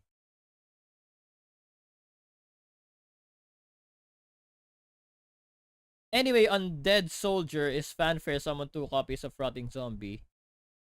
I like this card actually. I'm not sure how good this will be in practice. I don't know how easy it is to clear this. But let's think about what we have now, right? That clears this for 6. What do we have for 6 that clears this? Noah cannot clear this by himself because Noah will evolve, kill the Undead Soldier. 2 puppets trades into the 2 guys, and then 1 puppet will trade into the other guy. He needs 1 more extra puppet to kill this. So Noah does not directly kill this card. Glade cannot directly clear this card because Glade will evo, kill everything, and then it will summon 2 rotting zombies. You have to trade your Glade into it, and then 1 guy will still be alive. So Glade alone cannot kill this. Anengrea cannot kill this. Anengrea will kill this and the 2 zombies. And then it will spawn 2 more zombies that Anengrea can no longer clear. William cannot clear this. William will clear the board, and then it will summon 2 rotten zombies. William cannot clear this.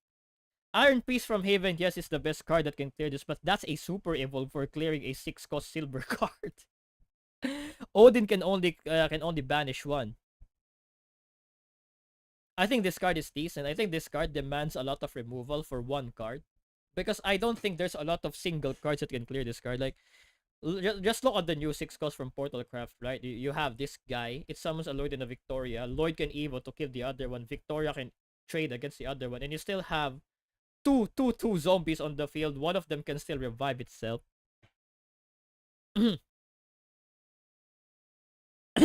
Yeah, Iron Priest is like literally the hard counter to this card, right? Because you can super evo Iron Priest and then banish everything. It will not have the last words, but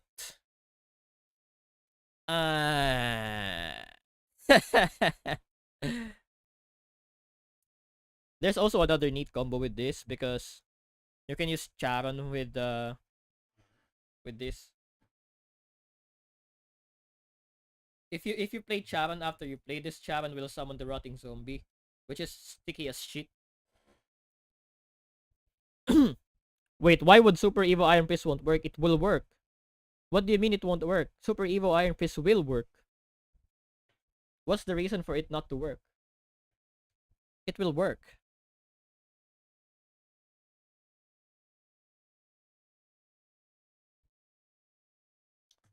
Okay, Wing Servant. Summon 2 copies of Bat.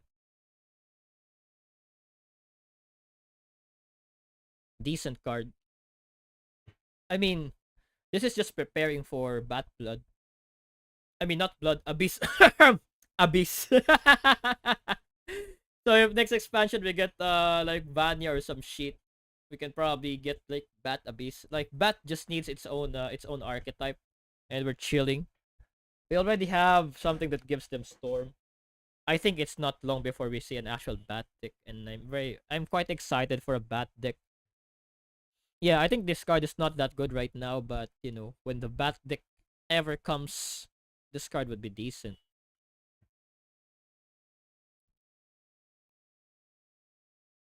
You have this card, Laura Cruel Commander. This card can be insane. It can give something. It can give something storm. Giving something storm is not bad, right? Guys, hear me out, guys. This is the combo. Guys, oh man, I'm already losing my voice from yapping too much. But anyway, this is the combo. On like turn 3, you play this card.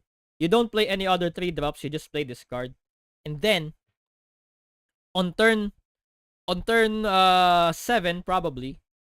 On turn 7, you play Charon.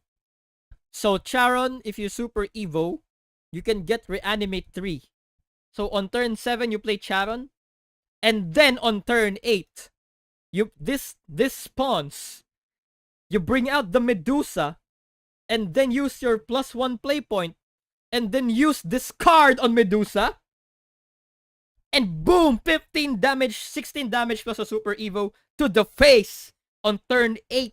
16 damage to the face on turn 8.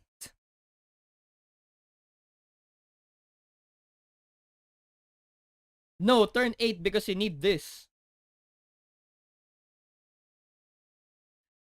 16 damage to the face on turn 8, guys. Or if he's down to 9, you can just use Medusa on 7 and then kill him for 9 damage. I mean, 10 damage on turn 7. Yeah, but Medusa is 7? What do you mean Medusa is 7? That's why turn 8. Medusa is 8 plus 1 play point. Because you're going second, you use this. And then Charon will reanimate this card for free. Yeah. I'm talking about going second. You use this on turn 8, going second, because you use the +1.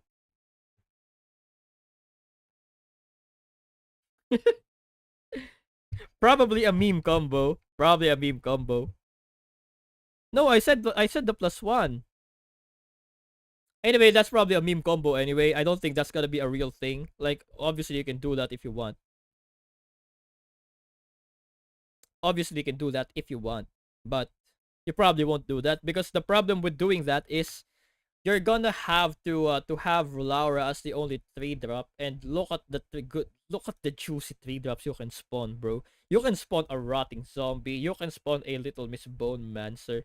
There are a lot of good 3-drops that you can spawn instead of this card with Charon. So I think like focusing your deck on spawning this and giving Medusa Storm is kind of a big meme.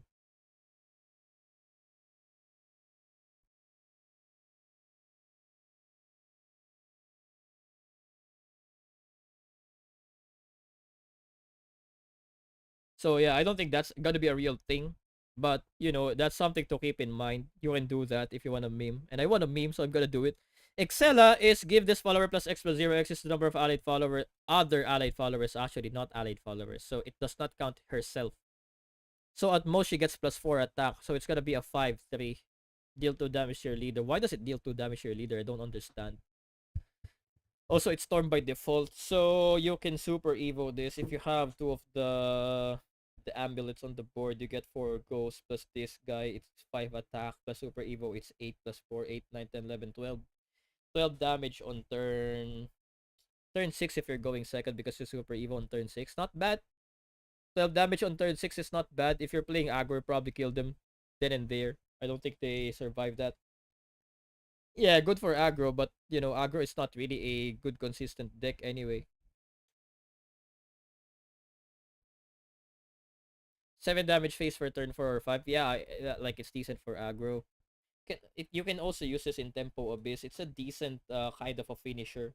Like, it's not Orchis level bullshit finisher, but it is a finisher because like obviously Abyss has a lot more storm damage and burn damage than Portal, because Portal Unless you're playing the artifact hybrid, right? If you're playing pure puppets, Orcus is really your only source of direct damage. You don't have anything else in the early game. This one can deal like it deals less than Orcus usually. I mean always, but yeah, because you have more damage to the face before you actually play it as a finisher, then it's a little bit better, I guess. Next we have Ginsetsu on turn 9, which you select if you want to copy for if you want to summon for one-tailed fox, which is a 2/3 rush ward. It's decent. And then if it dies, you actually buff your Ginsetsu and Yuzuki. Very good. Or you just destroy 4 random enemy followers and restore 4 defense to your leader. Yeah, it's a decent control card, I guess. Like if you're playing control of this, you definitely run 3 of these, right? Because if you go to the late game, this card is insane. Like every single time you just heal 4 and then destroy their entire board. This card is crazy. You pretty much clear everything here unless they run Amalia. Unless you run into Amalia, this clears every single board. Now the problem with this card is if you're playing against Orcus, you might get unlucky and accidentally kill a puppet instead of the Orcus or the Lloyd. In that case, then yeah, fuck. I want this on Haven. No, bro. Nobody wants this card on Haven except you. Because if Haven gets this card, we're all fucked. Haven is gonna be tier 0. Nothing can stop it anymore. Maybe Gokaito's Stick Life OTK can, but oh my god. We never evolved Gensetsu. She's so good without evolve already. You don't evolve this card. Who said you're gonna evolve this card? You don't evolve this card. It doesn't even have an evolve effect. And then we have Charon, right? Fanfare reanimate to reanimate 1. So it's already a 4/4 turn 5, and then you reanimate 2. It will reanimate probably Orthrus. So a 2/2 ward could be Ding Dong, a 0/2 ward withdraw, and then reanimate 1. Now, people are saying, some people are saying reanimate 1 is kind of trash because if you're running Cerberus on your deck, you don't really want any 1-cost cards, right? Because it's gonna mess up your Cerberus. But people kind of forget that skeletons are 0 cost, and reanimate 1 will reanimate cards that are 1 or less. Yes, it will reanimate 1 playpoint followers, but if you don't have any 1 playpoint followers in your cemetery, it will reanimate a skeleton instead. So this is not bad. Yeah, 5 cost 4 for reanimate Orthrus and then reanimate a skeleton. Like any 2-drop. Little like Mino is also a decent reanimate target for this. I think it doesn't really matter what this reanimates. Anything that's 2 cost in Abyss is a decent card to reanimate, I guess. And then she gives them ward too. So if you reanimate, yeah, so I guess Mino is shit because she gives them ward anyway. They give them ward. And then if you super evolve, countdown 2 at the start of your turn, reanimate 3. So yeah, you can play this on turn 5. On turn 6, you get the first reanimate 3, and then on turn 7, you get the second reanimate 3. Yeah, you can play Ruby. Why?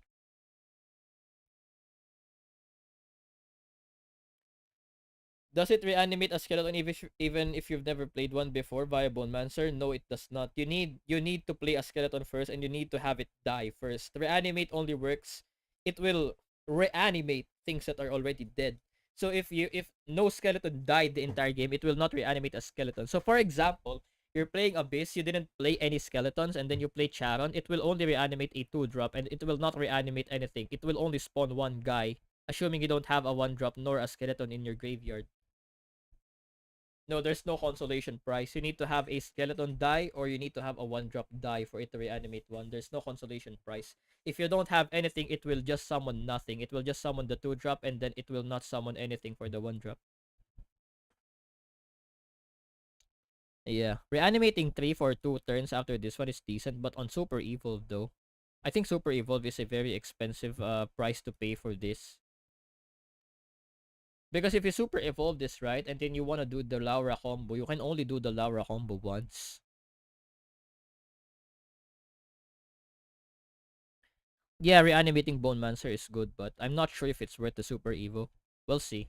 But I do think Charon is a decent card because playing Abyss, the one card that I request the most when playing Abyss right now is having a good mid-game card, like a 5-drop or maybe a 6-drop. I mostly wanted the 5-drop though, because like the 5-drop for Abyss, right, is either Dark Seal Demon or Aragavi, and both of those don't really put anything on the board. If you want to go wide on the board, which A lot of the time, you want to do if you're playing Abyss, honestly, is to go wide on the board. It's like having a sticky board is one of Shadowcraft's main thing. And obviously, Abyss, like Shadowcraft, is a big part of Abyss. It's more Shadowcraft than Bloodcraft right now, to be honest, because you don't really have Wrath, you don't have Vengeance. So Abysscraft is mostly Shadowcraft, and I don't think it follows Shadowcraft's identity on set one. With Sharon and the Undead Soldier having sticky cards, I think it does follow the Shadowcraft I like identity more. So I like seeing this card. Definitely gonna try her out. Anyway, let's move on to Havencraft. We have Cleric of Crushing. 3 cost 2 for evolve select and super evolve enemy follower. I think so, a lot of people downplay this effect because it's very situational. But even if you don't like use this, like you can just summon this with Ether. It's a 2/4 3 cost. It's fine. You can drop it on turn 3 as a 3 cost 2/4, which is not even bad, right? Because on turn 3, if you're going first, you block off whatever 2 drop they have. It will just die to this. I think this card is underrated. Dropping this on 3 is not even bad. And then if your opponent super evil something, you kill it with this for free. That's insane, right?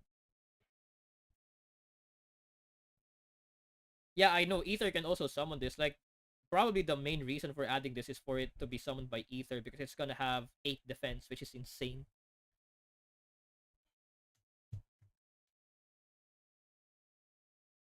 We have the neutral ward too, which is that is better than this card. That does not kill a follower. That just becomes thick. Also, this is fanfare. So if you summon this card with Ether, it's only a 0/2. I mean a 2/2. 2/4 if you already have that guy, Wilbert. So yeah, this is just like coming from Ether. This is much better than Cleric than the thing, Chereta. This is underrated, I think. And this effect, I do think you're gonna see this effect. Oh wait, never mind. It's evolve. I'm dumb. I thought it's fanfare. Why the fuck did I think it's fanfare? It's evolve. Never mind. It's not even that good. But if I mean if they have a something super evo, you normal evo, and then you trade into something else, it's not that bad. It's not that bad. You probably play this card always.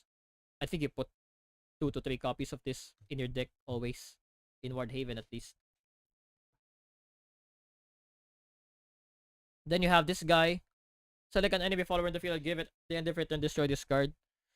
This card is good for control. Like if your opponent plays a 2-drop, you play this guy, and then now they're forced to trade their 2-drop. Not bad.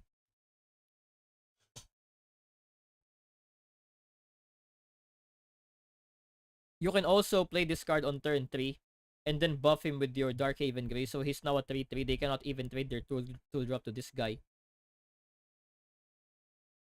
Yes, it will be at the end of your opponent's turn. So they're still gonna have to attack with their 2-drop. So if they go face, that dies. If they trade with you, then they like it didn't really do anything, but you forced them to trade.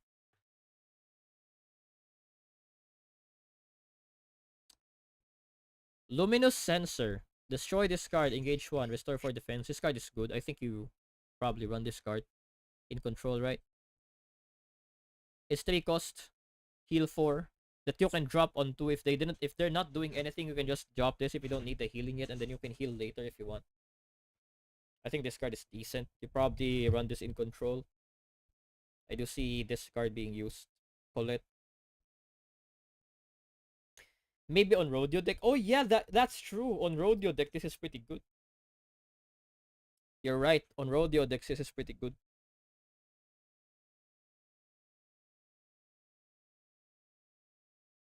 This card is kind of crazy though. Look, do this one time, deal 2 damage to random enemy follower. If there are at least 2 added armies in the field, do this 2 times. So turn 1 you drop the draw. Turn 2 you drop the Darkhaven Grace. And then turn 3 you drop this, clear their entire board. Amazing card. This card is great. This card is yeah, this card is really good for control.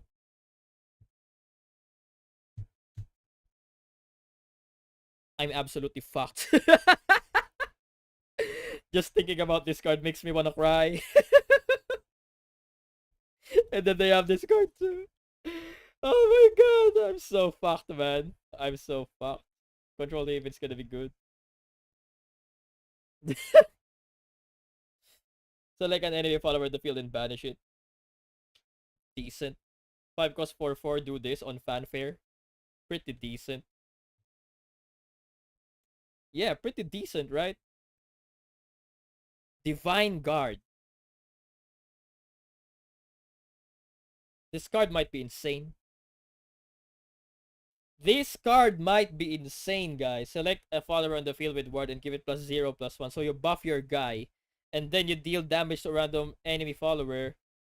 Yeah, so basically you just go Wilbert, buff him with this guy, and then yeah, you evolve Wilbert. It will deal 9 damage to that guy. How many more hours till release of the new set? Around 1 hour. Around 1 more hour before the release. Anyway, next card, Agnes the Swift Blade. Storm. Strike. If there are at least 2 allied amulets on the field, destroy random enemy follower other than the opposing one. This is good. Because if he has 2 guys on the field, you trade with the other guy if you want to. For example, you're playing Control Haven. You trade this against one of the guys. Probably the smaller guy, right? Because she only has 3 attacks. So you trade against a smaller guy. She kills the bigger guy with her effect. And then she kills the smaller guy herself. Also, if they only have one big dude, you can go face with this because it's not even follower strike, it's strike. So you evo this to the face, and then it kills their big guy. If they only have one big guy on the field. Strike works with followers, so yes, strike works with both followers and leaders. That's why it says destroy a random enemy follower other than the opposing one. Because if you use this to attack a follower, it will not destroy the one she's attacking. It will destroy the other guy. Or if they have more than one, it will destroy a random different guy. But assuming they only have 2 guys, you can guarantee that she destroys the other guy. So if they play like Olivia, for example, you attack one guy that you want to attack, and then she destroys Olivia. You attack the 2-drop right with this, and then you attack the Olivia, it kills the Olivia. It's decent. Pretty decent card. And then this one, Maddening Benison. What does Benison mean, bro? The first time I heard the word. Blessing? Really? Benison? I haven't heard of that word before. Okay. So you destroy 10 defense your leader, but after 2 turns you deal 10 damage to yourself. I don't know about this card. This card can be decent for people use complete parkers. Yeah, it's gonna be funny. So the days of control abyss is over. This is now the card you go for. It buys you a turn though. It buys you a turn. So if you kill them next turn, but they're gonna kill you their next turn, you use this card and you don't die next turn anymore, then you kill them the next turn. I think it's decent, right?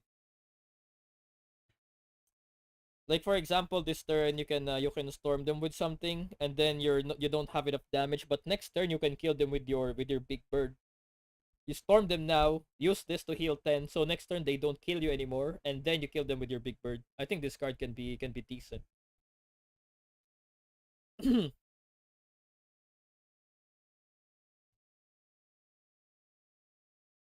Yeah, or for example, right, if your Lapis will spawn next turn and you just need to buy 1 turn to wait for your Lapis to spawn, you just use this card. What happens if you run 2 at once? Well, basically for 4 HP, you heal 20 HP. And you only get 1 crest, so you only get 10 damage in return. So for example, you only have 1 HP left. You use this twice. You will heal to 20, and then after 2 turns, it will deal 10 damage. So yeah, you basically only dealt 10 damage to yourself, but you healed for 20. Because this the crest does not stack. Yeah, crest doesn't stack in this game.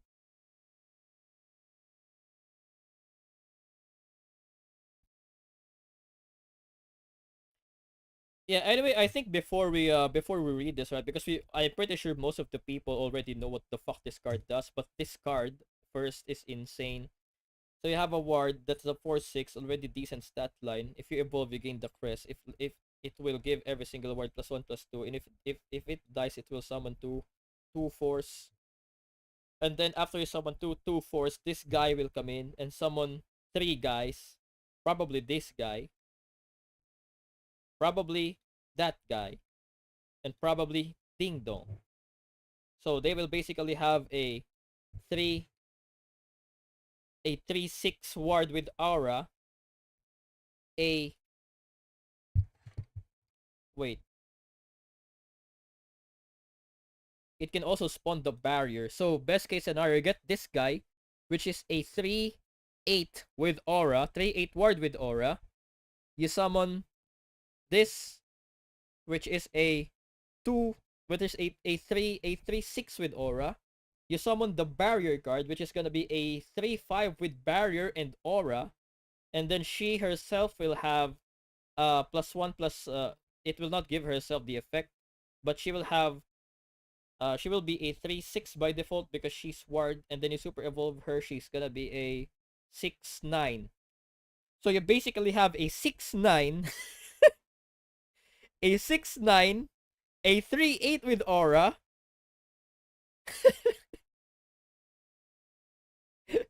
a 4/5 with aura barrier, and probably a 3/6 with aura. Okay, fair card, fair card. I think Wardhaven is gonna be broken if you can get multiple of these at once. How do you even clear this if you don't have the cup?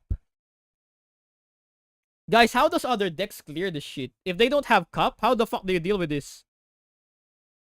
Orcus can clear. Yes, Orcus can clear, but you just used your Orcus to not go face. And if you do that, you pretty much lose the game, right? You don't have damage anymore. You lose the game. You cannot just use Orcus to not go face.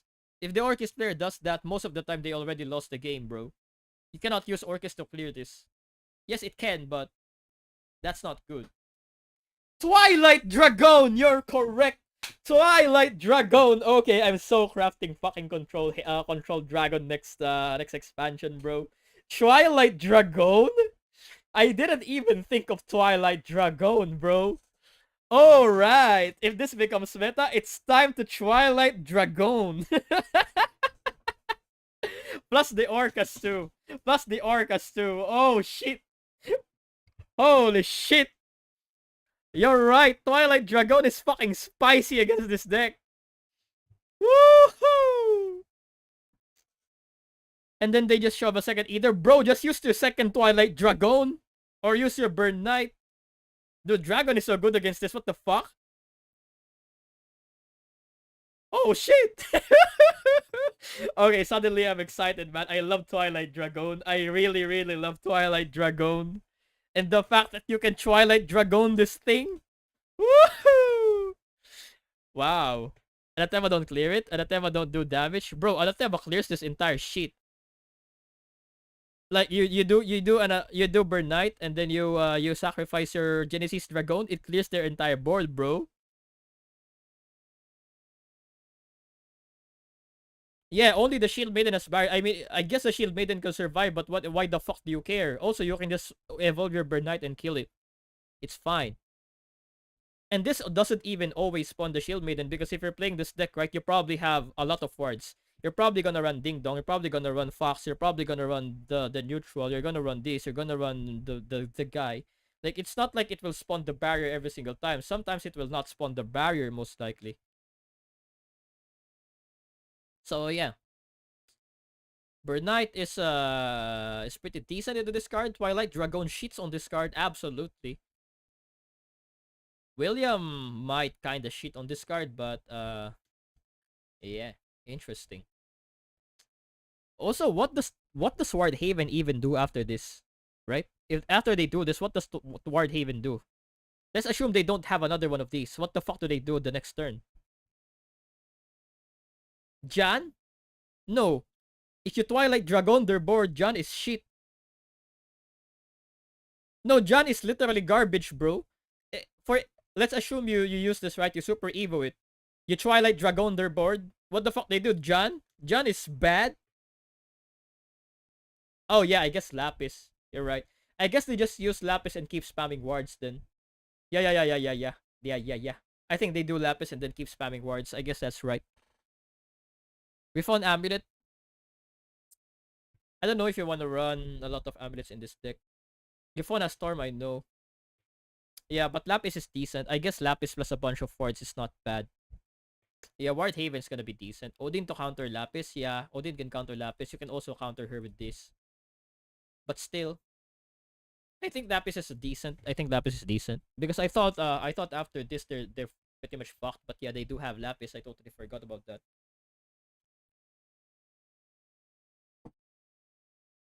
Not bad. Anyway, Portalcraft. Woohoo! My main class. Engine Blade Maven, summon a striker artifact, the gear from Remembrance, replicate the effect. It's a 4/5 that summons to, like, if you evolve this. Oh, if you evolve, you actually get another artifact. Decent card. Maybe you run this. Decent card. This one, though. This one's kind of questionable. If there's a super evolve allied follower in the field, add the puppet into your hand and give it +3. Wait. Guys. This card might be insane. For the tempo puppet. Because this gives Orcus a lot of reach. Because on turn 5, I use Alouette, deal 3 damage. On turn 6, I use probably Karula. No, it sucks. No, it sucks because if I use it on 7.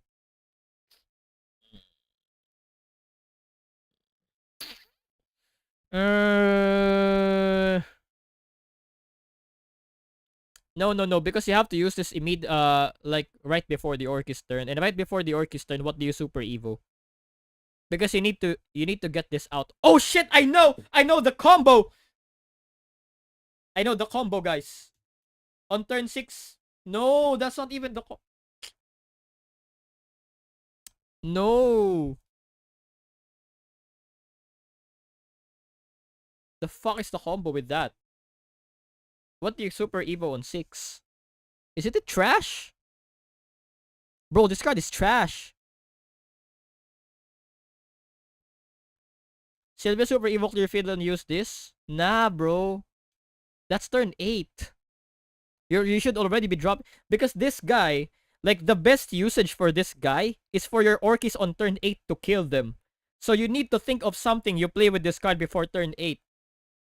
It cannot be Sylvia because Sylvia plus this is 8 cost, right? It needs to be a 4 cost card to play it on 6.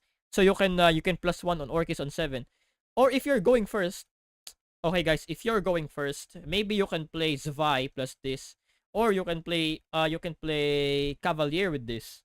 You can super evo Cavalier, drop this guy, and then Orcus just kills them next turn. That can be a thing. Or if you're going first on turn 7, you super evo like on turn 5, right? Guys, you drop your Alouette. And then on turn 6, you drop your Karula. You drop your Karula on 6. And then on turn 7, you drop the artifact itself. You drop Ominous Artifact Alpha, super evolve it, and then drop the card. And then on turn 8, you drop Orcus with the fucking 4 attack puppet. That seems pretty good, right? That seems like a good game plan, right? So turn 5 Alouette, turn 6 Karula, turn 7 the artifact itself beta plus that guy. So that's already like 9 damage to the face. They're fucking dead to Orcus next turn if they don't heal, bro. Also, you can even use this card to give the artifact rush.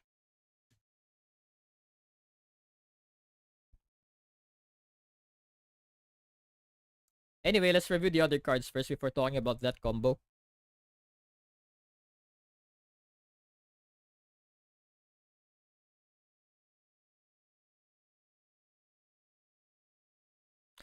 The problem with Olivia with this card is this card gives the puppet on fanfare. So you cannot drop Sylvia, then drop this card, and then super evo. This card will not give you the +3 puppet. You need to Sylvia, super evo something else, and then drop this card. So I guess you can Sylvia and super evo a puppet. That's actually insane, right? You Super Evo a puppet together with Sylvia. I mean, with Olivia, not Sylvia. You play Olivia on 7 plus a 0 cost puppet, and then play this guy. You can actually do that. That's a viable turn.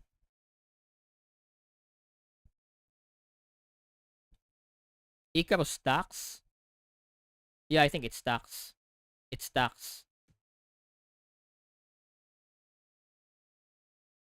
I think this card is insane. When I saw this card, I was like, what the fuck?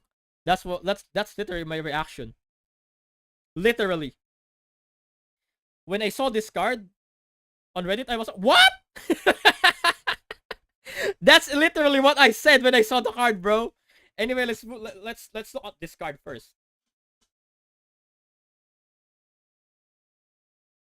This card is not bad, right? So you play this until you get an artifact. Doesn't do anything, and then you can engage 3. You can select an artifact follower and give it someone the exact copy. So if you buffed something with Icarus, then you can draw with it and give it rush. I'm not too sure about this card, but this card can be decent. Yeah, it's decent with Icarus, but not sure. And then you have the puppet card Fear, Heart Slayer. Select a puppetry follower in your hand and transform it into a doll slayer, and she has Bane by default, so she's a 2-cost 1/1 Bane, which is not bad. Is it? It's kind of bad. It's such a low tempo play on turn 2. But on turn 3, you can drop a 1/1 ambush with last word summon a 1/1 Bane. This card can be used to go aggressive with your puppets, but man, the stats on this card is ass. 2/1. But then again, this one summons her too. Unfortunately, this card, I think the problem is Fear herself is not a puppetry card. So if you, for example, use this with Zwei, first of all, the ward is not gonna do anything because it's ambush. Like ambush will completely override the ward. So if you drop Zwei on turn 6 and then drop this card, it will gain ward, but the ward will be useless because it's ambush anyway. Also, the Bane 1/1 that she was spawned, assuming Zwei is still alive, this will not get ward. 2-cost 1/1 Bane is not bad, don't get me wrong. This card is also not bad. Like transforming a puppet into this can be decent. I'm not too sure about this card. I think you can go aggro. I think this card can be used to go aggro, but it feels weird, man. This card feels quite weird. It's very easy to clear too. Also, yes, it does need a puppet that's already in hand, so that's a puppet that you don't use to control the board early on. I don't know about this card. I love that they're giving us an option to go aggressive with puppets by turning our puppets into an actual unit, but I'll definitely try this card and see if I can make this work in a pure puppet deck. I will definitely try this card. This card though is very funny, guys. This card is interesting. Select an enemy follower on the field with 4 attack or less, banish it and summon an exact copy of it. At first, I thought this card was useless because what the fuck are you supposed to do? You banish it and then summon an exact copy. But yeah, I just remembered.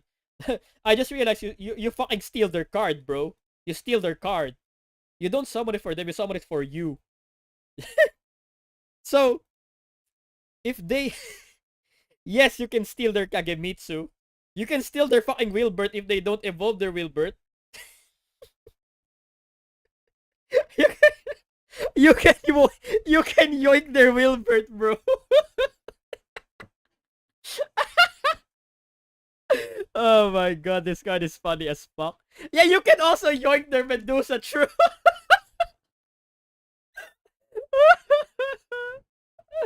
Oh man. I mean, no, stealing the Anengrea is trash, bro. Because Anengrea would not summon the 5/5.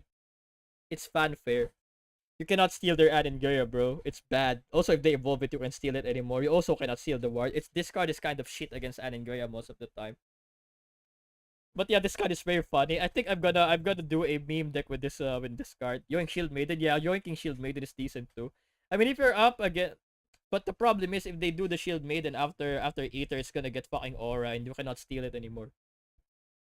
I don't know. This card is. I think this card is meme. Like it might see some use, but I think it's gonna be meme, right?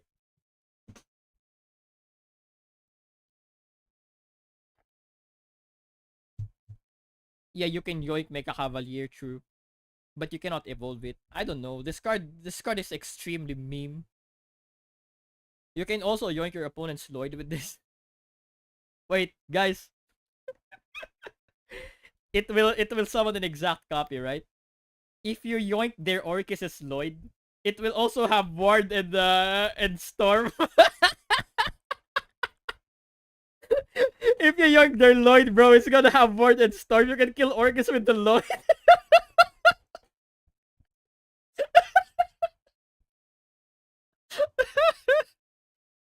Yeah, I mean Bane and Storm, not Ward. Or Lloyd always has Ward. It will have Bane and Storm, bro. Not Storm, only Ward in the target effect. No, it will have Storm. It will have Storm. It will summon an exact copy of it, bro. So if the Orcus already gave the Lord Bane and Storm, and you use this to banish the Lloyd, it will literally copy the card and summon a Bane and Storm Lloyd too. That's what it will do. I wonder if it also copies the damage. Like for example, the Lloyd is already damaged. Will it also summon that? Will it also summon a damaged Lloyd? If it's evolved, will it summon an evolved Lloyd? If it's super evolved, will it summon a super evolved Lloyd? What?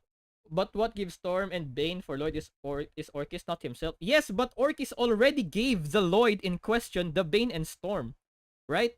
Orcus summons the Lloyd. Orcus gives it Bane and Storm. And then you use this guy to steal the Lloyd, which summons an exact copy of it, which means it will also copy the Bane and Storm that the Orcus already gave the Lloyd, because the Lloyd that you yoinked already had the Bane and Storm.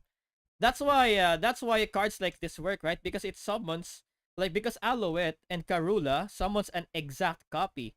So if you give the artifact this effect, and if you give the artifact this effect, Karula and Alouette will summon an exact copy and it will have that effect. Otherwise, it's useless.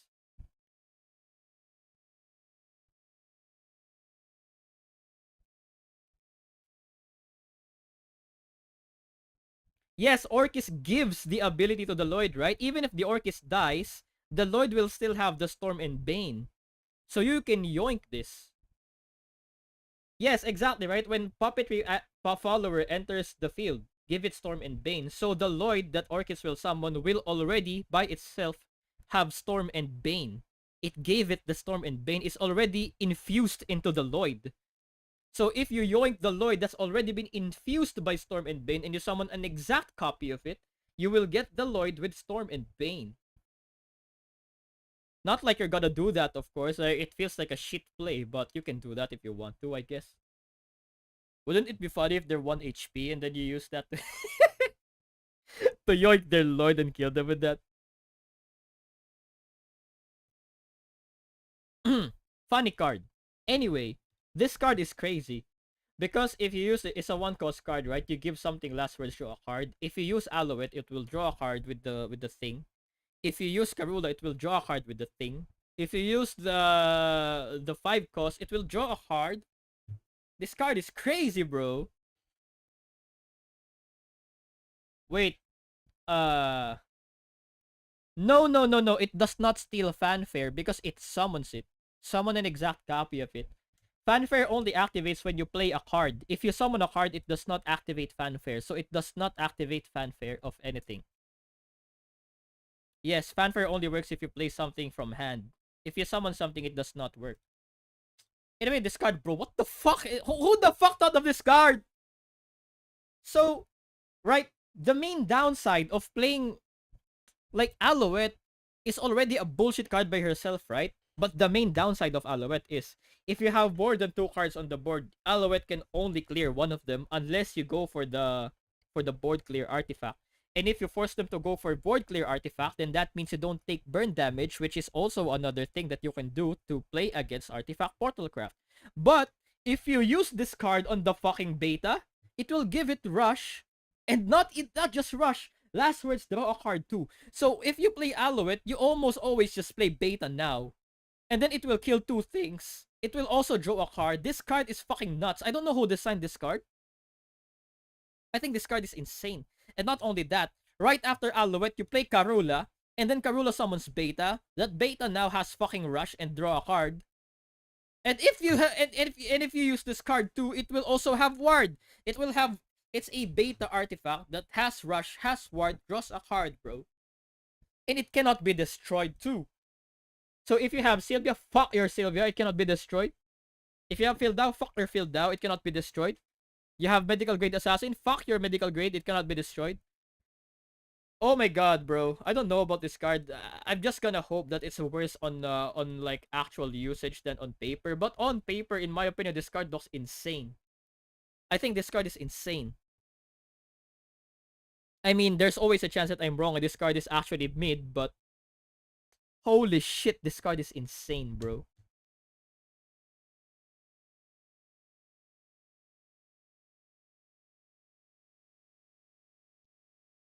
It's hard to use it on curve. How?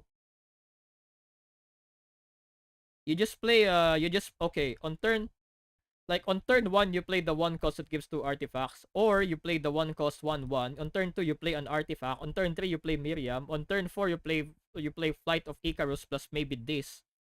And then give something the effect. Give them the effect of Carnelia and give them the effect of this on turn 4. And then on turn 5 you play Alouette. You already have the Ward plus Rush, bro, on the Beta. And then on turn 6 you play Karula. What the fuck? Does Ember of Darkness protect the artifact from Dunavive's effect? What's Ember of Darkness? What's Ember of Darkness, guys? What's that?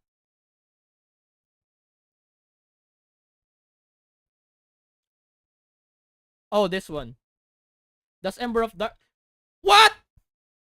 Wait, you're right! Oh my... It does! It does!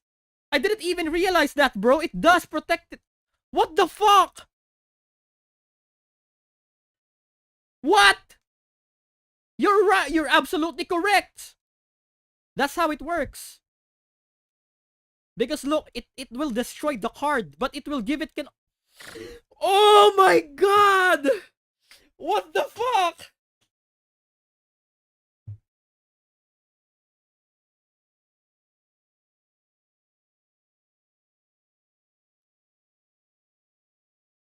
Wait.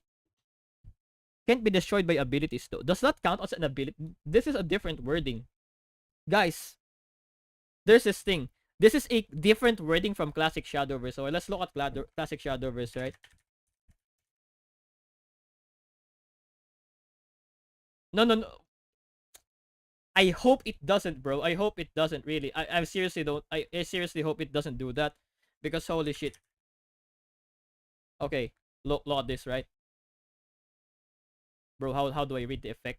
Oh, here. Why is it so fucking small? There you go. Alright, look. Can't be destroyed by effects. Can be destroyed by damage from effects. So this one says effects. I am not sure if abilities is the same thing as effects. I'm not sure if it's the same thing as an effect, bro. I'm not sure about the new wording. This is the first thing that I don't like. The first questions that you guys asked me from my experience playing the previous Shadowverse, I can usually answer them, but this one I'm not quite sure. If this is the exact same effect as Lishena, then it actually protects it from Doomright Resurgence, because there's this card too. There's this card, right? Rokina of the Resistance, which basically give all allied Portalcraft followers the following effect, can't be destroyed by effects, right? And if you give this card to a puppet, if you give this effect to a puppet, the puppet will be saved from its self-destruct effect.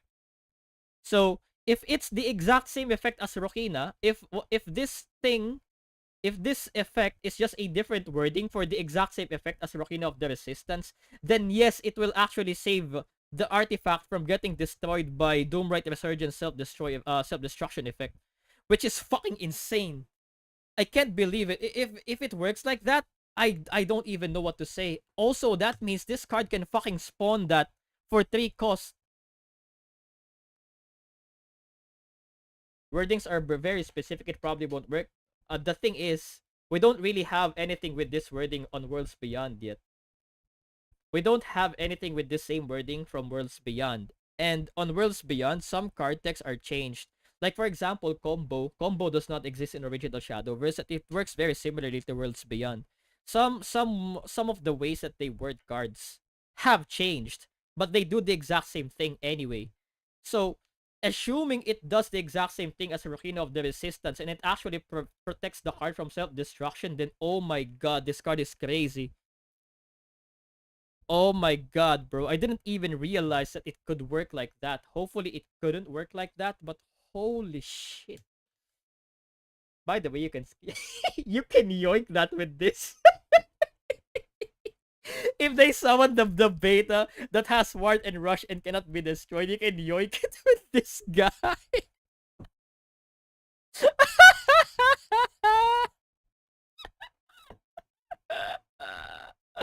Oh my god. Yeah, I love this card already, man. This card is a fucking meme. I love this card, bro. Oh my god. Yeah, this card looks so fun. Like there's actually something similar to this from the previous Portalcraft. I'm gonna show you guys one of my favorite Portalcraft cards. Bro, I forgot the name. I know it's a 4-cost spell though.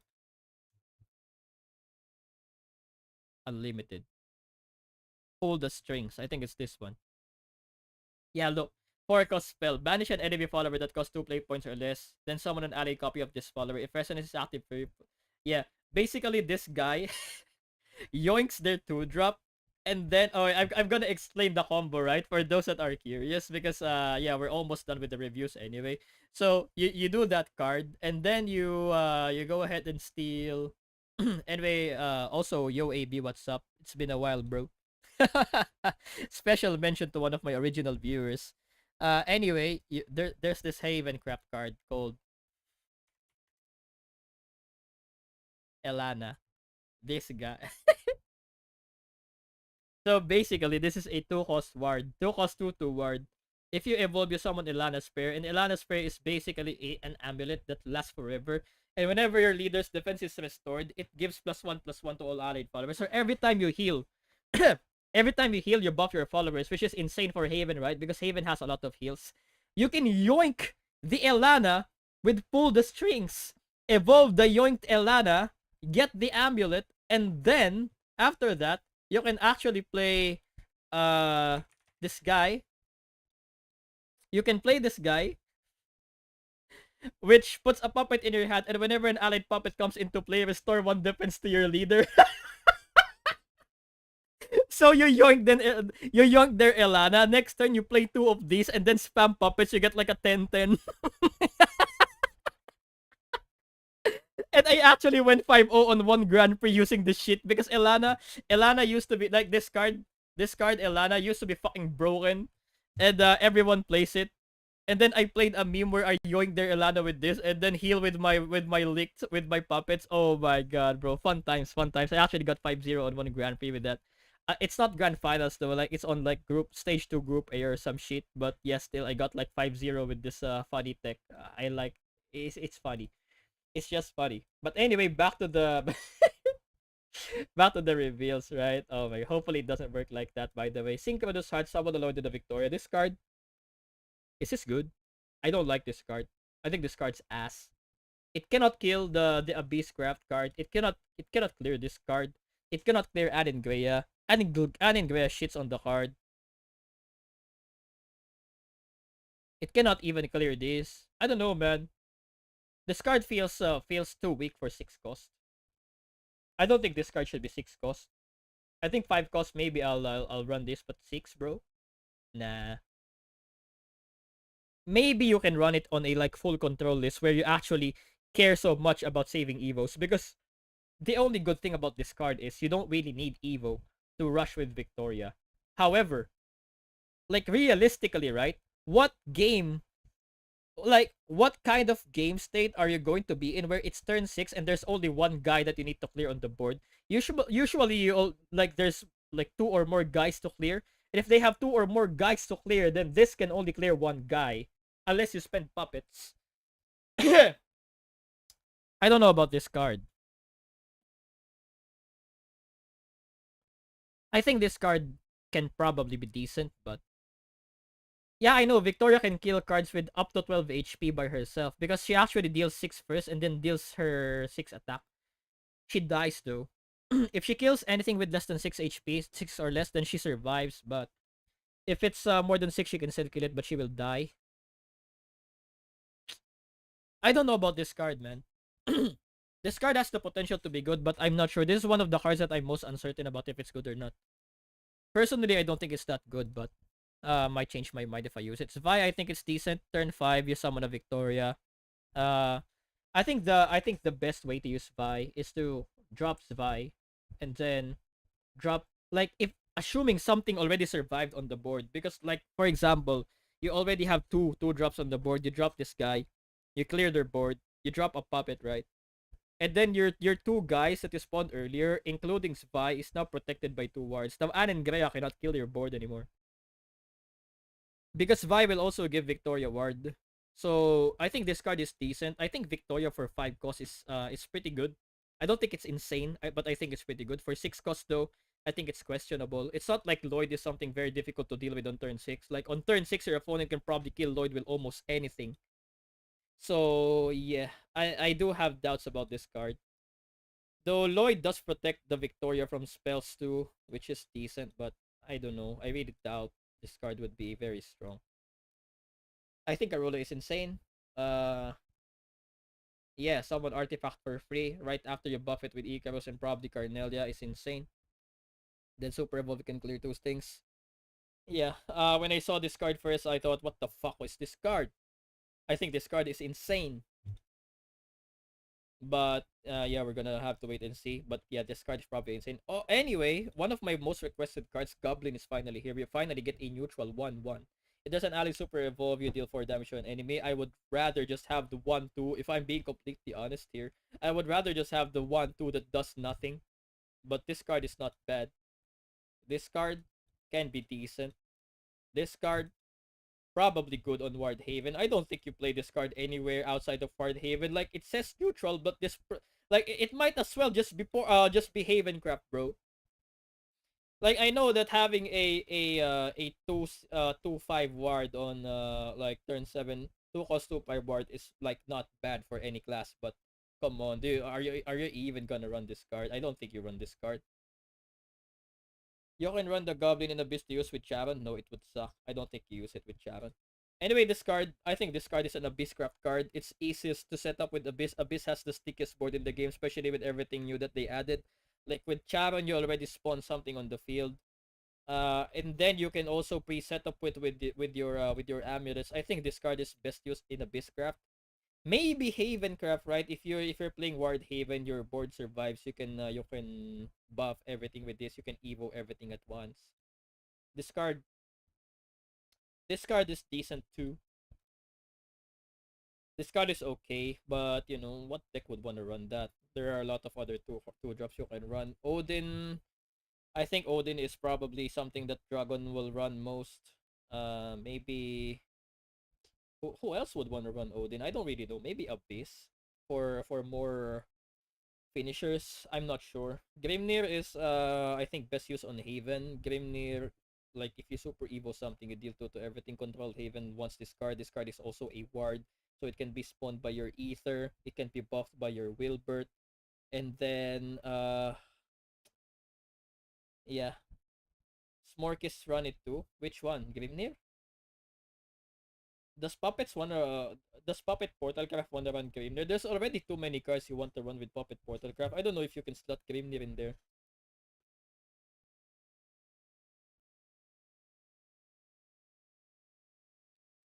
Yeah, I think you can probably slot one Grimnir on any deck. I think it's true.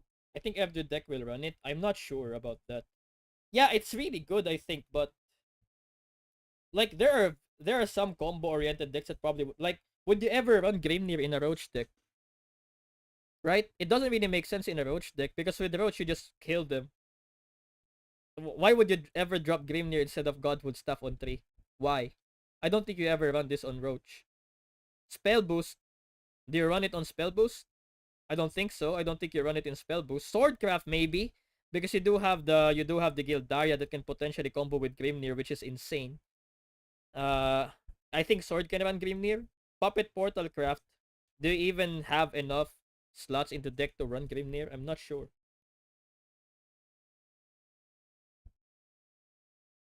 It needs something super evil though. So like most decks can only use it twice in the entire match. You know what? This card is insane. Insane with it's insane on Haven already, right? Because of the wards. And it's also insane on Haven because you can combo it with Ronavero. You can combo it with Ronavero. So basically you can super Evo Ronavero and he's just fucking sitting there as an ambush card. Your opponent plays Amalia. You play Ronavero, super Evo him, kill the Amalia, and then kill everything. And then now your Ronavero is sitting there dealing 2 damage to their entire board every single fucking turn unless you can deal with an ambush follower.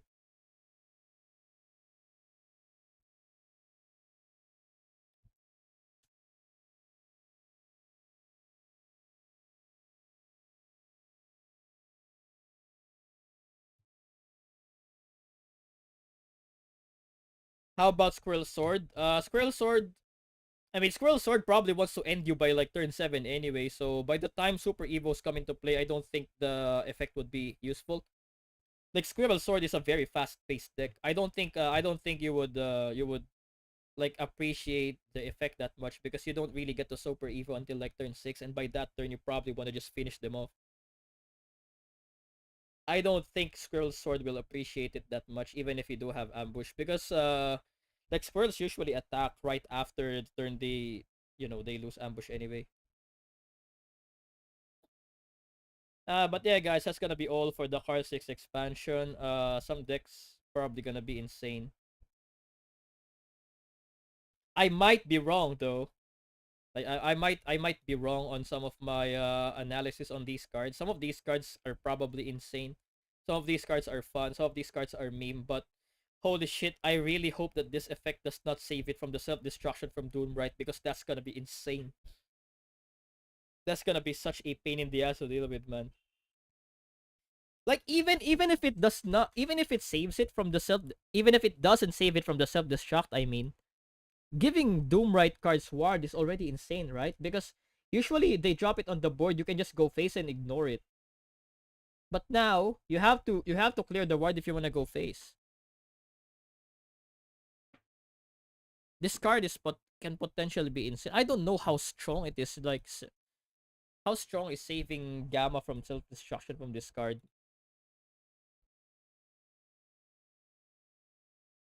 Let's try crafting one copy and test in practice with AI. You guys can try it yourself. But yeah, anyway, it's 30 minutes from the expansion. I'm gonna end the stream for now. I'm gonna probably start the stream again once the expansion drops. But yeah, let me rest. I've been yapping for a few hours already nonstop. Because yeah, talking about cards and yapping is much more tiring than just normally streaming the gameplay. Because normally streaming the gameplay, you don't yap every single second. See, in a few hours, I mean, it's in 30 minutes, so I'll probably stream a few minutes after the expansion drops. Anyway, that's gonna be all for this stream. See you in a bit if you wanna watch my stream. And yeah, hopefully that card is not busted. See ya, guys. Bye bye.